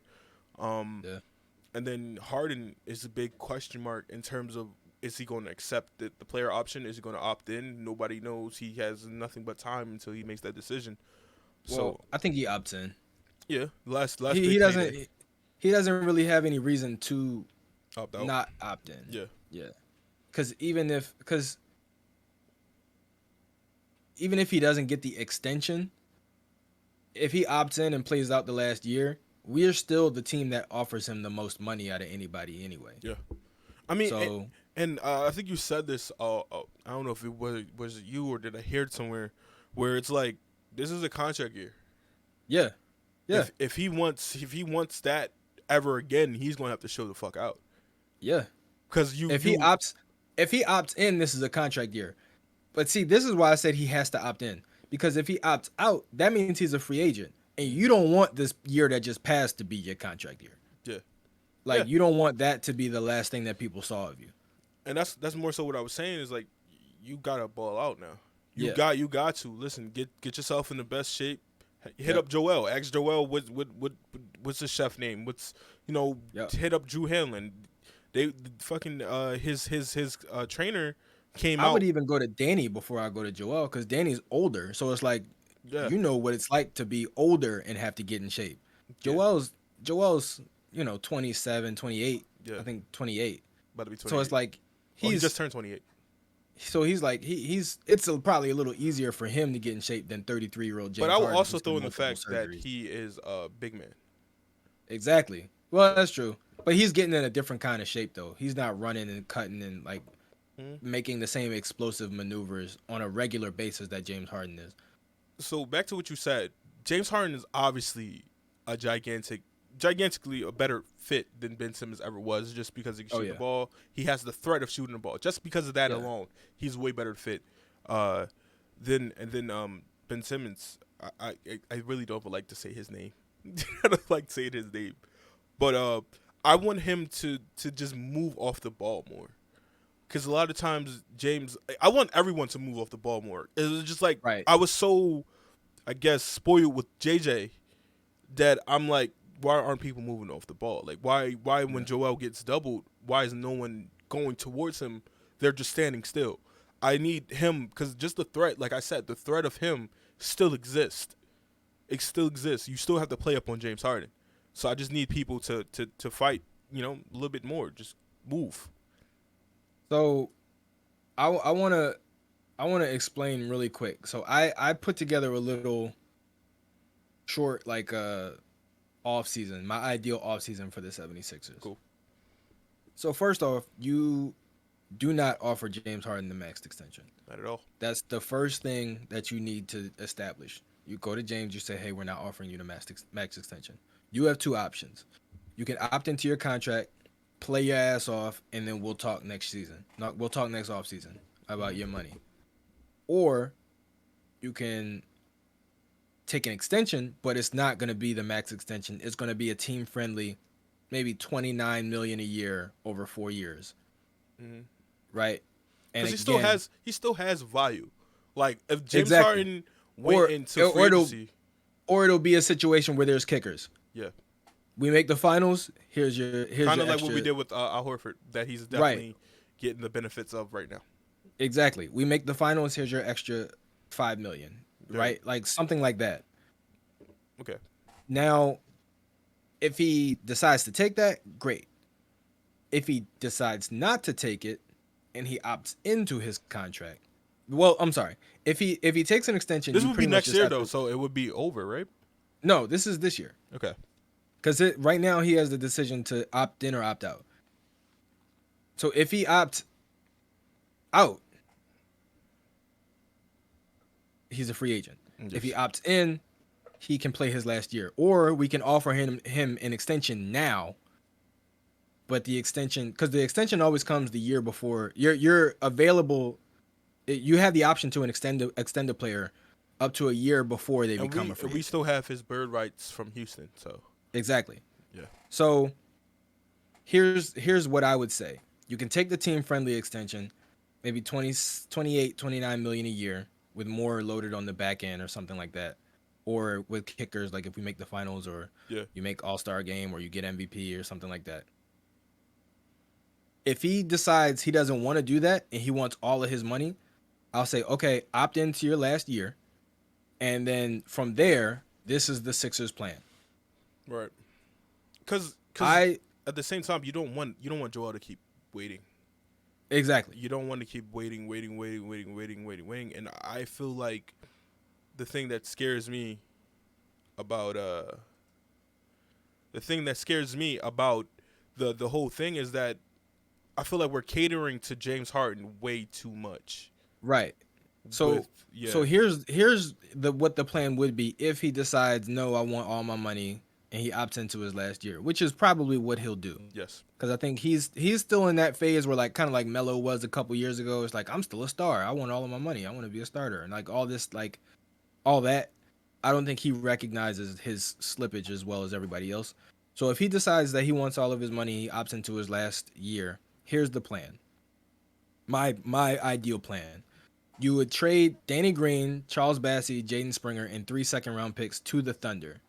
The reason why is because obviously Danny Green's up there in age, but also he just tore his ACL. yeah, Best case scenario, he doesn't come back till the All-Star break anyway. and he's older, So so I don't think that's a real possibility, even though he wants it to be. But that's exactly that's best case scenario. Best case scenario, he's out for at least half the season. hmm At least. and then when he gets back, what is a question Exactly. mark? Yes, I Right. understand that. So I would say Danny Green, Charles Bassey, and Jaden Springer to the Thunder, along with 3 second-round picks. This is basically just they take on the salary and two young players who could develop, plus 3 second-round picks, and Danny Green, who's going to be off their books next year anyway. hmm And in exchange, they give us a second-round pick and a first-round pick, which is the last overall pick, the 30th. This year, Yeah, this year, okay, number 30 from Phoenix, and then the 34th pick in the second round. Or I'm sorry, the 34th pick, which is in the second round. And then, so that cuts money for us. yeah, get that That 10 cuts million about off. that cuts about 14 million off. Mhm. So then I said Furkan and Shake Milton plus a 2023 second round pick to the Knicks for Cam Reddish and a second round pick. Okay, And again, this is a bench move yes, because definitely. now moving Furkan and Shake, you're moving to a guard and a forward from your bench, And which already also, wasn't great anyway. But having Cam Reddish as a bench player coming off the bench with Matisse Thybulle and with the guys who you'll see that I mentioned later, Cam that is still bolsters the bench. has so much untapped potential that I feel like he just still has not been in the right place. Exactly. So this is for me one of the best bench options that you can make as far as like a turnaround. Furkan and Shake, who are two serviceable players, and they'll fit well next to the players that are on New York right Shake now. had a really great season last year, Right. but So injuries. Shake and Furkan in a second round pick for Cam Reddish, who's by the way 6'8". He's a good defensive player. He's a good He's enough defensive still player. only 22, which is crazy. Exactly. And he can shoot the ball. And a second round pick, number 42. Yeah. So now, from both of the trades, we end up with Cam Reddish, a first round pick, number 30, and 2 second round picks, 42 and 34. And I don't know if you remember this, but Cam coming back in that Atlanta Atlanta Hawks series, he really did some damage, especially in the mid range. Right. Yes. So Cam now becomes one of the three youth members of the 76ers. Like our three future, like these are the guys that are going to be the guys when Joel and Tobias and everybody is gone. Cam, Tyrese. for Tyrese and Matisse. So from there, after the trades, now you have money to go and sign some low earning veteran free agents. So this is the money that I put up, the numbers, the contracts. If it's anything over this, you don't sign these guys. Can I just You add in go get something somebody right cheaper. right quick? Yeah. Robert Covington's off the table because he just signed an extension with the Clippers. Oh yeah, I did this days ago. Okay. So I would replace him with probably what's his name? Marcus Morris, I think, is a free agent. Or Nicholas Batum. Or Nicholas Batum, yes. Any 3-and-D small forward. Yeah. Pretty much. A 3-and-D small forward like a Robert Covington. Re-sign Andre Drummond to be your backup center. Give him a little bit more money, obviously. If I'm Andre Drummond, we I'm stole like, him. We stole him last time. I'm looking at this like, oh fuck, they want me again. Are they gonna trade me? They're not gonna trade me again. If I'm honest, I don't even think we can. Because we wouldn't be getting anything that would be worthwhile because we can't afford it. Yeah, he was just literally a throw-in, honestly. Right. Yeah. The whole thing was like we had to move Ben, and in order to make the money work, we had to throw in Andre and Seth. Yeah. And I mean, I think the Nets really wanted Seth, but to make the money work, we had to throw in Andre. And it didn't even work for them. That's the crazy part. Right. And then Rajon Rondo for 1 year for $2.4 million. So Backup point. So at this point, your bench is now Rajon Rondo, Cam Reddish, Andre Drummond, and Matisse Thybulle. Okay. That's your 4 rotation guys off the bench. Your starting lineup is whatever 3-and-D small forward you want to replace Danny Green, who you can afford, and then the same starters from last year. Well, Tyrese, James, Tobias, Joel. you can also draft a 3D forward. Exactly. So this gives us a little bit more leeway because now we have 4 picks now because of Brooklyn in this upcoming draft. So can I kind of like change this, like not like a little bit, but just go through it? Yeah. I would trade Isaiah Joe before I would trade Charles Bassey. I would trade Isaiah Joe because I don't really think Isaiah Joe would really ever really get opportunity. I feel like Charles Bassey has a better shot playing for this team than Isaiah do in the long term. Also, Charles Bassey. I would agree with you. The problem with both of them is the years. Okay. Is Charles Bassey going to get more opportunity within the next 2 years? I personally think so because Andre Drummond only has 2 years left in his deal. We only have 2 years on there. That's true, but we still have Paul Reed too. Remember? I would trade Paul Reed. So you would say you would trade Paul Reed? Yeah, I would trade Paul Reed. So I would replace Paul Reed. I would replace Charles Bassey with Paul Reed. Because at this point, you got to understand, if you add Joel and Andre, at this point, you now have 4 centers. Mm-hmm. I just think personally, I would be trying to move one of the bigs than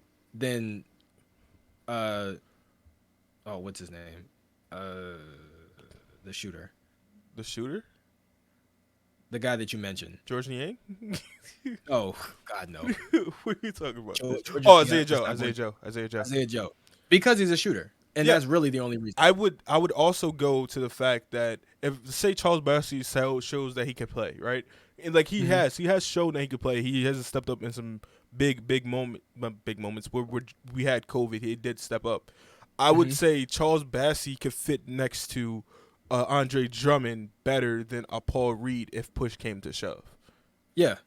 So, yeah. I wouldn't have a problem. I wouldn't have a problem with moving either one of them. And here's why. Charles Bassey, I agree, is probably the better player and probably will be the better player long term. Yeah. However, like I said, in this scenario, you end up with 4 players on your roster, and I'm just not quick to move shooters. But because in this scenario we end up with now 4 draft picks in this upcoming year, we have the opportunity to draft another guy or trade who can fill Charles Bassey's shoes. If that makes sense. I think because this draft is so heavy with bigs. I think for where we got him, and like my personal, I guess you could say, attachment to Charles Bassey is that Charles Bassey trains with Joel. So I would say that So Charles wait, Bassey could go could ahead. not say that he's going to be the next Joel, but he will be more battle tested on the court in practices and then on in the off season. And he looks like, you see how he play. He looks like he's going to be in the NBA for some time. I will give Yeah, Charles Bassey. I will say he will be in the league more longer than a Paul Reed. I agree. I mean, if you want to replace Charles Bassey with Paul Reed, I have no problem with that There, there, whatsoever. there goes our chances at Paul Reed coming to the Well, podcast. well, here's the thing though. But here's part of the reason why I would say I'm a little bit easier to part with one of them than Isaiah Joe. Mm-hmm. Like I said, Isaiah Joe is a shooter. Yes. But if you look in the upcoming draft, and in this scenario, like I said, we get 34 and 42 in the second round, right? Mm-hmm.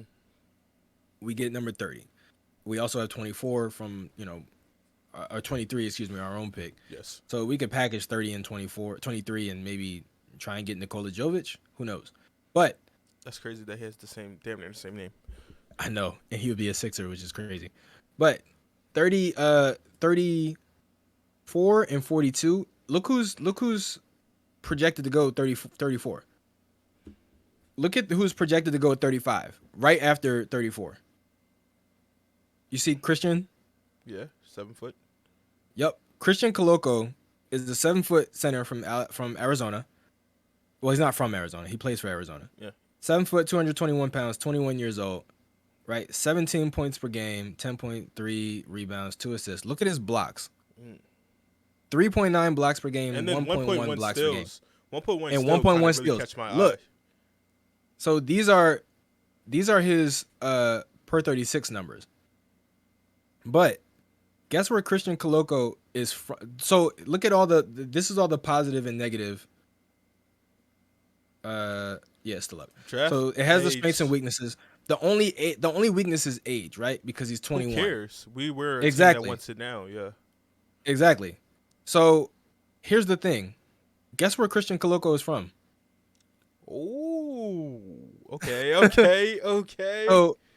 So I would say So you're telling me fuck Charles Bassey. He's from Cameroon too. so so Charles Bassey trains with Joel Embiid, right? Yes. Which is obviously great. But having another Cameroonian center come in for Joel to literally take under his wing, I don't think Joel Embiid and Charles Bassey's relationship is to the same degree that Joel and Christian's would be if we were to draft him. True. That's true. That's true. Both from the same place. Both can speak in different languages. Exactly. So both 7-footers. Like Those, you know, he's a yeah. legit 7-foot.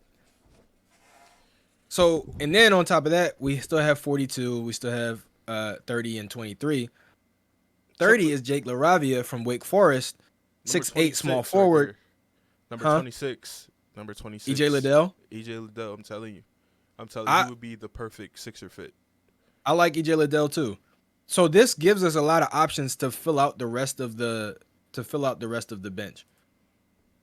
Like with guys who we can develop. You know what I mean? Yeah, and what we are, the situation we are in, like I said, we don't need a young prospect. We need more so guys who know who they are. That's what Exactly. made drafting Tyrese Maxey Tyrese Maxey was kind of a surprise more so than anything because he wasn't supposed to fall that low because of the COVID and the year, the tournament not happening. Matisse Thybulle was more so what I was trying to say, where he knows what he is, he knows what he does. He's not going to do really much else after that. So yeah, definitely close. So having the opportunity to draft a backup center, who's not much younger than Charles Bassey, but who's a little bit younger, who is going to be on a rookie contract, even after Andre Drummond, his contract expires. You know what I mean? Like not even after because it's a 2nd round pick. So I think you only get like 2 years anyway. Yeah. But if Charles Bassey were to play, because of what you said, like of him already being pretty good, chances are it's gonna be like a Rashawn Holmes situation. Okay. Yeah, yeah. So it's Energy. like, so it's like, What's his name and again? I'm sorry. at What's that his name? point, by the Christian Coloco. Christian Coloco. So at that point, it's like, what do you do? If your best player is a center, do you give all this money to a backup center, or do you just want to have maybe a couple more on the team who you can also use and let this guy go? Mm. I mean that makes more sense. So it's like I would say, and I'm sorry to Charles Bassey, I'm sorry to Paul Reed, but they are more replaceable. Did you see? Does he shoot? Does he shoot, or is he more so in the paint? He's more in the paint. Okay. He's really a shot blocker. He's a Okay. defensive. He's a great defender. Are we looking at like Nerlens Noel, like? Cause like even adding someone like a Nerlens Noel. Maybe maybe a little better. Okay, I'll take that. I'll take that. I'll take that. Maybe a little better. Because well, see, here's the thing though, because he's Nerlens came out after 1 year and he barely played the year. Yeah. This guy's in his sophomore season, so he's had a little bit more time to learn. And I think coming out, being in the second round, like probably not getting a whole lot of playing time, like Mm-hmm. he'll have time, you know what I mean, to Yeah. really to develop. Duh. Same with like James Wiseman or Jonathan Kuminga. Like, they got drafted, but Yeah. like Golden State wasn't really using them. It's so crazy that they have them though. Like, I know. because a lot of people I know. expected them to trade those picks to move, get a bigger star. They didn't. Yeah. Will that Because why? you Because the know thing is, if they're great, then we have great players on rookie contracts. right, right, and So it's like, for a why would team we? that's going to be capped out for a Exactly. minute, Exactly. that is smart. It's like, 'Cause- why would we trade this for a player who's going to want money when we could just have a kid who's just happy to be on a good NBA team? So I want to talk about the team that was just recently eliminated from the playoffs, Miami The Miami Heat. Heat. Yeah. What do you think a move? Because they're linked to Donovan Mitchell. Do, Mhm. do you think what is the percentage? Give me like a percentage of them making a big trade.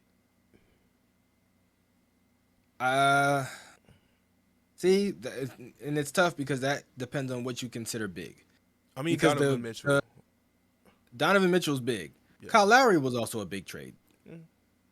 I see them more so making a trade like that than going for someone like a Donovan Mitchell. Okay. I don't see them going for a star or like future superstar. I'm trying I to see think. them I'm more trying to so think of going something. for a really good veteran player. Oh. If anybody, like they'll probably go more for like. Honestly, I would see the Heat going for Rudy Gobert before Donovan Mitchell. So you traded Bam then? Yeah, Bam. because Oh, here's the thing, you couldn't even just trade Bam. Rudy gets paid. right? Rudy's one of the highest paid players in the NBA, which is ridiculous. Because here's the thing, Donovan, as good as he is, look at what the Heat have. Like besides Bam Adebayo, all their best players are guards. They were 1-3, one Jimmy Butler 3 from possibly being in the finals. Yeah, like when you already have Tyler Hero, Jimmy Butler, Kyle Lowry, Victor Oladipo, like you have guards. Donovan Mitchell can come in and be a great scorer, but at the same time, all you're doing is taking away minutes from some of your other best players. You're all you're doing is upgrading one position which wasn't your worst position. See, my thing with the Miami Heat is that Jimmy's your best player, but he should not be your best scorer. And when your best scorer is Tyler Hero, and Tyler Hero can't play because he's injured, you need another guy. Because like even when Tyler Hero was playing, he wasn't that guy. He wasn't even that Yeah. guy for real. So and But Jimmy then that- can't do all of that. Yeah, yeah. He But then can't. that creates the problem of if that's the case, why would Utah trade Donovan Mitchell for Tyler Hero? I mean, if you're going to reset, I'll take Tyler Hero. That's true. Have they said that they planned on doing that though? Like that's the thing. Like we still they're- don't know what Utah wants to do. They're more so trading the Rudy Gobert son to instead of trading Donovan Mitchell. And I don't know what I you would get I would do back the same. from a Rudy. I mean, because like he has value, but that contract is kind of like Draymond. Kind of like when Draymond's getting paid. Not a lot of people would pay Draymond because the system he's in. You know what I'm Yeah, saying? Like I wouldn't see a team like the Lakers go and get Draymond and being like, all right, we're going to pay you $25 million because he does yeah. not fit what they do. You know, so But but that's the thing. He doesn't fit what they do. But if your plan is to change your team, Draymond would be a great addition because he's nobody knows the Warriors system and the Warriors culture better than Draymond. right, that's right, that's So right. if you wanted somebody who you can trade for, like if you're really trying to reset Like a and team you have stars and you want to bring somebody in to establish that culture, like the Kings. The Kings could right? use a Draymond. Yeah, I understand. Exactly. Yeah, you're right. Like there are teams that could use Draymond's knowledge maybe more than his game. Right, that is You right. know what I mean? So it's like with Rudy, there are teams that maybe just need defense. And that's why probably that's what one of the reasons they reported that they wanted to trade D'Angelo Russell is that D'Angelo Russell didn't listen. D'Angelo Russell was Who? the reason LA? The Oh, Golden Warriors, State. Golden Oh State yeah. didn't want D'Angelo Russell anymore because they was like, one, it was a down season anyway. Hmm. Steph was injured, Clay was injured, Draymond's your best player. You're not gonna do much with Draymond being your best player, but and Draymond's trying to talk to him, and he wasn't listening. He felt like I'm an all Right. star. I did this already. It's going in one ear out the other, and Draymond is so respected. Definitely not in basketball he's respected, but on the Yeah. Warriors, like his word is God sometimes. So Yeah. Yeah. yeah, It's like Kobe. Like not to the same degree, but it's like there were rumblings when Magic first stepped down.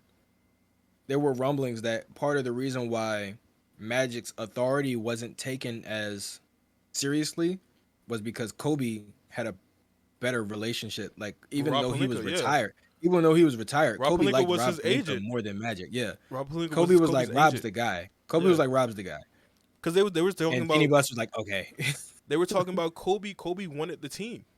yeah, Kobe wanted like a big part in the team. Like he wanted to like have a percentage in the Lakers, yeah, and which I'm pretty sure they would allow out. Obviously, unfortunate events happened, and yeah, he could never really see that through. But it you know, Magic yeah. when Magic stepped down, that was a shocker. Oh yeah, Cause like the way he because said of the it, timing too. Like the way he it was said like it, like it was like while the game was going on. right in the parking lot. It was like in a fucking parking lot. Yeah, He was like, he was in the tunnel. He was in yeah, the it's in the tunnel. tunnel, yeah. He was like, yeah, Like I'm just not the gonna be here. announcement Like came that's out like while the game was going on, and then as soon as it ended, all the reporters went to the tunnel to talk to Magic. right. Because Yeah, it was crazy. Magic didn't like the fact that everything he did was tampering. Yep. And like Magic like talks to players, like Kobe Yeah. talked to players, like, and you can't do that for real when you are in a position like that because every tampering, you're getting fined for saying hello to players. You know what I'm saying? Yeah. Like it's so strict. And it's crazy because the league has changed so much since then. But that was how Jerry West was getting everybody. Yeah. Like Jerry West was like the guy. Like Jerry West Jerry when West he was in LA, had a when he was in Clippers. LA, and then when he was in Golden State, he got everybody. Like he talked to everybody. Jerry West was Jerry West drafted well and recruited well. Yeah. I mean, you know where he's at now? He's with the Clippers. Yep. Kawhi, Paul George. You're Yep. getting some play out of some players you didn't even think. I didn't think they had play left in the tank. I didn't think Reggie Jackson was going to be in the league much Right. longer, and here he is playing like a fucking all-star. So Yep. he definitely has the ability to get the best out of players. Definitely. Yeah. I I I don't know. The thing is like when we talk about teams like the Sixers and the Lakers and even the Warriors, like teams who have a championship window, but there's something In the like way. there's something like the Warriors a couple years like the Warriors for the most part it's just been injuries. Mm-hmm. For the Lakers it's been injuries but then also contract stuff.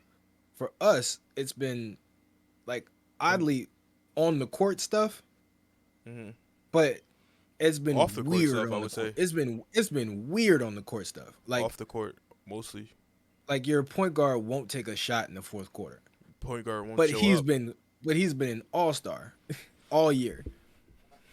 Like starting center who is second in MVP voting is on the floor with 4 minutes left in a blowout win, We're up fucking 30. and he gets elbowed in the face. Because Like it's been weird stuff. Doc Rivers coming back was a gigantic surprise to me because it didn't make sense. It didn't make Coming sense back where? to us To to coaching? play. Yeah, to coach. Oh yeah. It didn't make sense to me because like why? Like And he why? said He was so him scared. and Daryl Morey both said like we came because of Joel and Ben. And I'm just like that's weird because Joel and Ben haven't done anything. Right. And also we've had the team. Like I can see if you said we came because you guys have a lot of potential and some adjustments can be made to make this a championship team. But you can't. The fact that they stepped in and really believed that Joel and Ben would be the championship duo. Let's be real. They came because of Joel. I mean, They came yeah, because of I would Joel. hope so. Because when Daryl Morey got here, when he was talking about the team, he said Joel's name like 50 fucking times in like Yeah. 20 minutes. So everyone, because there was a toss up between who team was it, and Which also didn't make sense. Joel last season and this season, well, really this last season, said nah, motherfucker, this is my shit. Like literally, like with play, not even with words, with play. Mm-hmm. This is my team. I should be the guy. Because people are like, you trade Joel, you've been around Ben. Ben is like Giannis. No, Ben is not like Giannis. Ben doesn't have the mental to be Giannis, bro. Nah. You turning down dunks over Trae Young. Giannis is over here trying to dunk on every fucking body.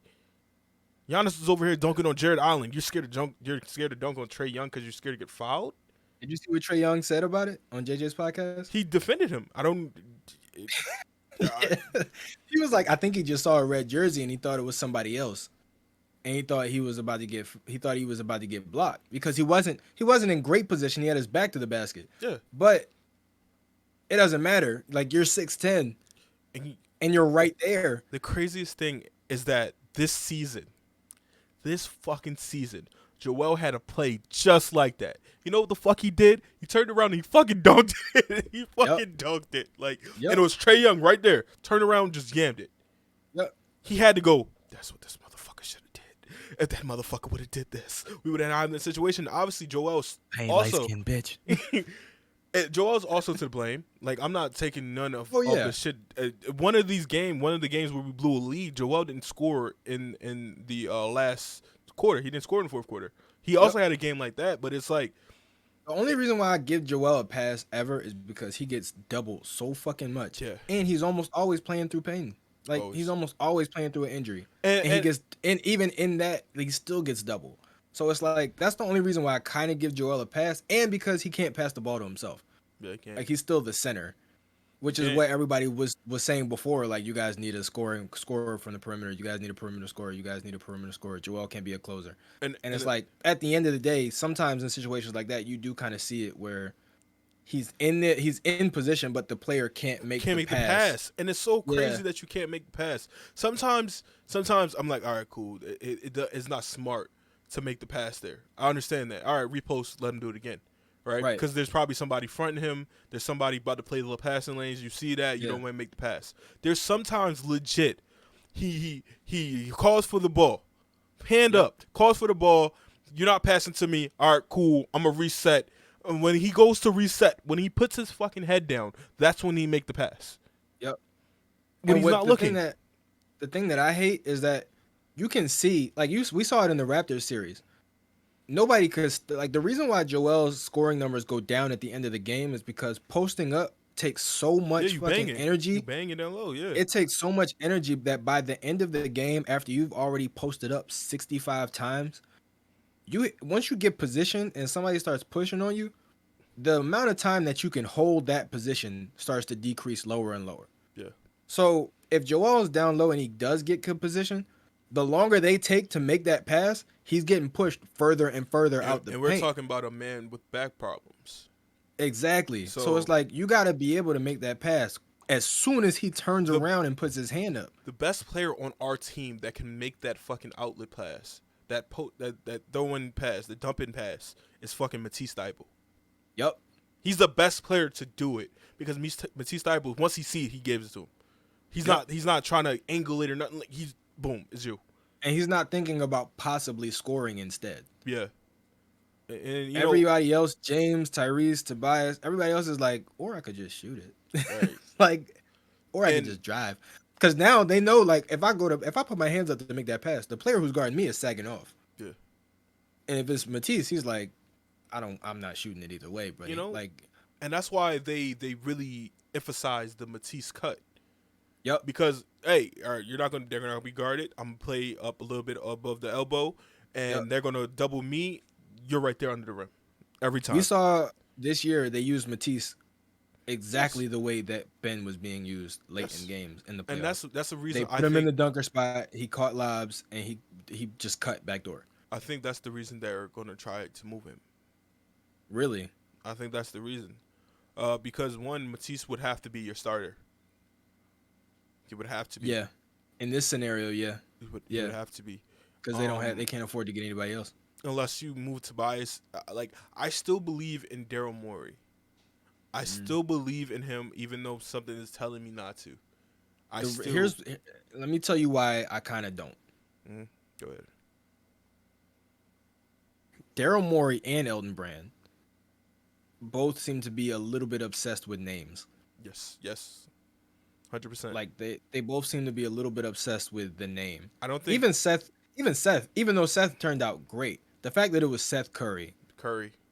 yeah, Curry, and he's a fucking Curry. Andre Drummond, Dwight Howard, like Tony Bradley Al was as Horford. good of a backup. Tony Bradley was as good of a backup center as you really needed. Yes, We didn't need yes, Dwight Howard. like, yes. like And like Dwight that's was good, but eh, he just fouled every fucking body. yes, Dwight was for somebody. So we couldn't even really give Joel a break because He had to go right back in the Dwight game. gets in the break. Dwight gets in the game and gets like 3 fouls in 4 minutes. So it's like, Didn't we have Dwight and Tony Bradley? yeah, And then we traded Tony Bradley for George to Hill. OKC. Yeah, Yep. and we let go of George Hill, Yeah. and we needed a point guard, Yep. Daryl Morey. Yep. Thank you. Yep. Um, So it's like it's the names. Even with the Jimmy Butler trade, even though that trade was great, yeah, it worked out. yeah. The fact that we had to But give up it was the first the time fact that we we had to did give that up though. the fact that we had to give up Covington but it was the first time, but then he did it again with Tobias. You know what I'm saying? I'm saying like the first time makes sense. The second time overkill. It's always Exactly. that. It's always that. With the Jimmy Butler trade, I was like, you know what? I'm not gonna kill it. It's a good trade. We got Jimmy Butler. I'm happy. But the fact that we had to give up Robert Covington and Dario Saric, we lost two starters. Darius Saric had a bad year. He started off terrible that year. They He both started started off off. terrible, but for most of his seasons, he started off terrible and then started to pick it up towards the end. But you are also in a situation where our team is getting But better. but even then, I'm sorry to cut you off, but even then, the worst part wasn't even that he was having a bad season. It was that we had nobody to replace him. That was why we had to make the Tobias trade. We did a good job replacing him because that oh no we didn't we did not. No, we That had was to make the that was Tobias trade to replace him. that was the year before where we had We got Dario, Ersan. Ersan, Marco. They were on the same team. Like that is so you see like I think as Sixer fans when we went through the buyout market and here we get back what DeAndre Jordan and we're so fixated like we once got It's the Marco name. we once so got Marco Bellinelli and Ersan Ilyasova who aren't the Yeah, biggest names but they yeah, fit what we were doing. yep. Like if we had DeAndre Joel Jordan, it was just the name. if we had Joel with that team, you can't tell me we're not being fucking Boston. This Joel with that team, Yeah, yeah. Even with Ben being yeah, even Ben. Ben had a bad game where he scored like 1 point, but Yeah, this Joel was just a post up player. yep, He was just a post up player. He could shoot the mid range a little bit, but it wasn't that effective. yeah. If That's it. we had this Joel with that team, we'd have went to the finals. We would have.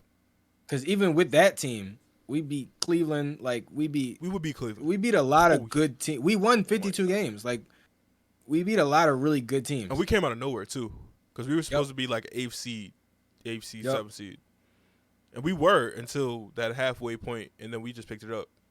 That year was, and you know what's crazy? And that halfway point, the person who really picked it up the most was Dario. Dario. Because even the year before, when him and Joel were rookies, the only reason why Dario didn't win Rookie of the Year, remember, because Malcolm Brogdon, Dario Saric, and Joel Embiid were like the three finalists for Finals. Yep. Rookie of the Year that year. The only reason Dario didn't win it was because he had a bad first half. The only reason Joel didn't win it was because he didn't play enough games. I think they were gonna give it to Malcolm Brogdon regardless because it sounds like the best story, first second round pick to win Rookie of the Year. It's a good story. Yeah, It's a good yeah, story. Because I honestly believe it should have went to Dario, and it's not even me being biased. Dude's not even on the team anymore, but it's like he had the biggest impact. Obviously, you could go Malcolm Brogdon. I think they went to the playoffs that year. So yeah, the Bucks went to the playoffs that year. So okay, cool. He went to the playoffs. I think that's a reason Scotty Barnes got it. I actually called Scotty Barnes getting it in the beginning, before this yeah, shit happened. Scotty yeah. I Barnes went remember to the that. playoffs. He went to the playoffs. That did. I remember that. Me, Yeah, you, and I think Anwar had a conversation about it, yeah. and he was saying, Josh Green, yeah, Jalen Green. he was saying Jalen Green. I think somebody else was saying Cade, It was and I was like, I yeah, knew I was like, it's either gonna be Scotty Barnes or Evan Mobley yeah. because they're going to be on teams that are going to compete. Because like even before the draft, I was like Scotty Barnes is gonna be Because the bull. Cade and Jalen Green weren't putting up amazing enough numbers to Kate started warrant. off slow to the Yeah, point where some they weren't Piston putting fans up were scared. amazing enough numbers to warrant getting the award on a terrible team. Hmm. Whereas Evan Evan Mobley, yeah, and they were like and Scotty, they were putting up really good numbers on really good teams. And they were arguably like at times the best players on those yeah, teams. they were reasons they were actually in the playoff position. Obviously, Evan didn't make it. They fell to the play in and they got eliminated. But Yeah. I think I thought it what really scared me was like with making my prediction. Not really scared me at all because they both could have won it. Evan was he was better than Scotty. Oh He yeah. was better than he was better. Like for the majority of the season, was like you could say Evan Mobley was the best player. But Hmm. what happened with that is that Evan got injured and Scotty kept going. Hmm. And Scotty So got better. yeah, Scotty got better and Scotty, they were in better position. Yep. They actually the Toronto they overtook Cleveland. Yep. So Because remember, Cleveland was like number 3 at one point. Cleveland, it was top 5 seed, was top 4 seed Yep. actually. Yeah, Yep. I think they got as high as 3 Yeah. and didn't make it. But still, that was injuries. That was more injuries than anything that they Yeah. didn't. Next year, Cleveland might be pretty scary actually. Yeah, and When they get Colin Sexton back too. there's always already rumors that they trying to get Gary Trent Jr. from Toronto. I doubt that's going to happen, but Yeah. I don't know why they would want to do that either. shit, I wouldn't want Gary Trent. Because, well, they already have. They already have. If they get Colin back, they now have Colin, Darius Garland, and uh, why am I blanking on his name? Who they got from Brooklyn Oh, Karis and that LeVert. James, Karis LeVert. Yeah. So it's like you already got three They guards. didn't get him from Brooklyn. They got him from Indiana Yes, Indiana. You're right. because they traded Rubio and Yeah. but same shit. It's crazy how Cleveland won that trade with Brooklyn. Yeah. Yeah. Cleveland won the trade, and it wasn't even Cleveland Well, the be it the wasn't main a Cleveland thing. trade. Yeah, Yeah. it wasn't. It was just a throw in, bro. It was Yep. Houston. Houston Yep. passed up on Jared Allen, Karis LeVert, and it's like, bro, Jared Allen made an All Star game. Yeah. Houston passed up on Jared Allen and Karis LeVert, Spencer Wasn't it Dinwiddie. Dinwiddie. Yeah. Yeah. No, was Dinwiddie traded in this trade? No. Dinwiddie was traded was the year before. No. He Yeah, it walked. was the year before to Washington. Yeah, it was. It was sign and trade in off Yeah. season. Yes. Yeah. I don't know what Houston was thinking. I don't know if they had that much faith in Christian Wood and Luka Garza. Not Luka Garza. He's in Detroit. What's the guy's name? Zhou Chi, the Chinese guy Zochi. in Houston. Yeah. They got another center. Zochi, he's not in NBA no more. No. No, Zochi, I know exactly what you're talking about. He's not there. They probably thought, what's his name? I forget his name. They just Christian drafted Wood. him. Christian no. Wood, and they drafted somebody else. It's like Alfred something. He's European. Oh, that's why I was thinking Luka Garza, but he's in Detroit. Luca, yeah, Luca's in Detroit. Luca. There's another Yeah. Luca that's supposed to get drafted this year. Really? Yeah, I And forget his. another Nikola. Wow. Yeah, they're Europe's taking over. for real. I mean, the best Europe and players, Africa. the finals of an MVP were three people not from America. So Yep. you know, Yep. this is where it's going. That's what it's going. You got anything else you want to talk about? No, I think we can save some stuff for the next episode. Next episode. This has been 2 hours. I know. 2 hours. We could break this into 2 episodes. For real, man. Part 1, part 2. God damn. Yeah. I mean, we might as well. It's mostly an off-season discussion anyway. Yeah. Off-season's going to be here for a while. All right. All right. I think that's it. I can go watch Modern Family or some shit like that. I gotta go and get with Tyrese. All right, bro. Thank you All for right, watching. And until next time. Peace. Bye, bitches. Bitches. All right.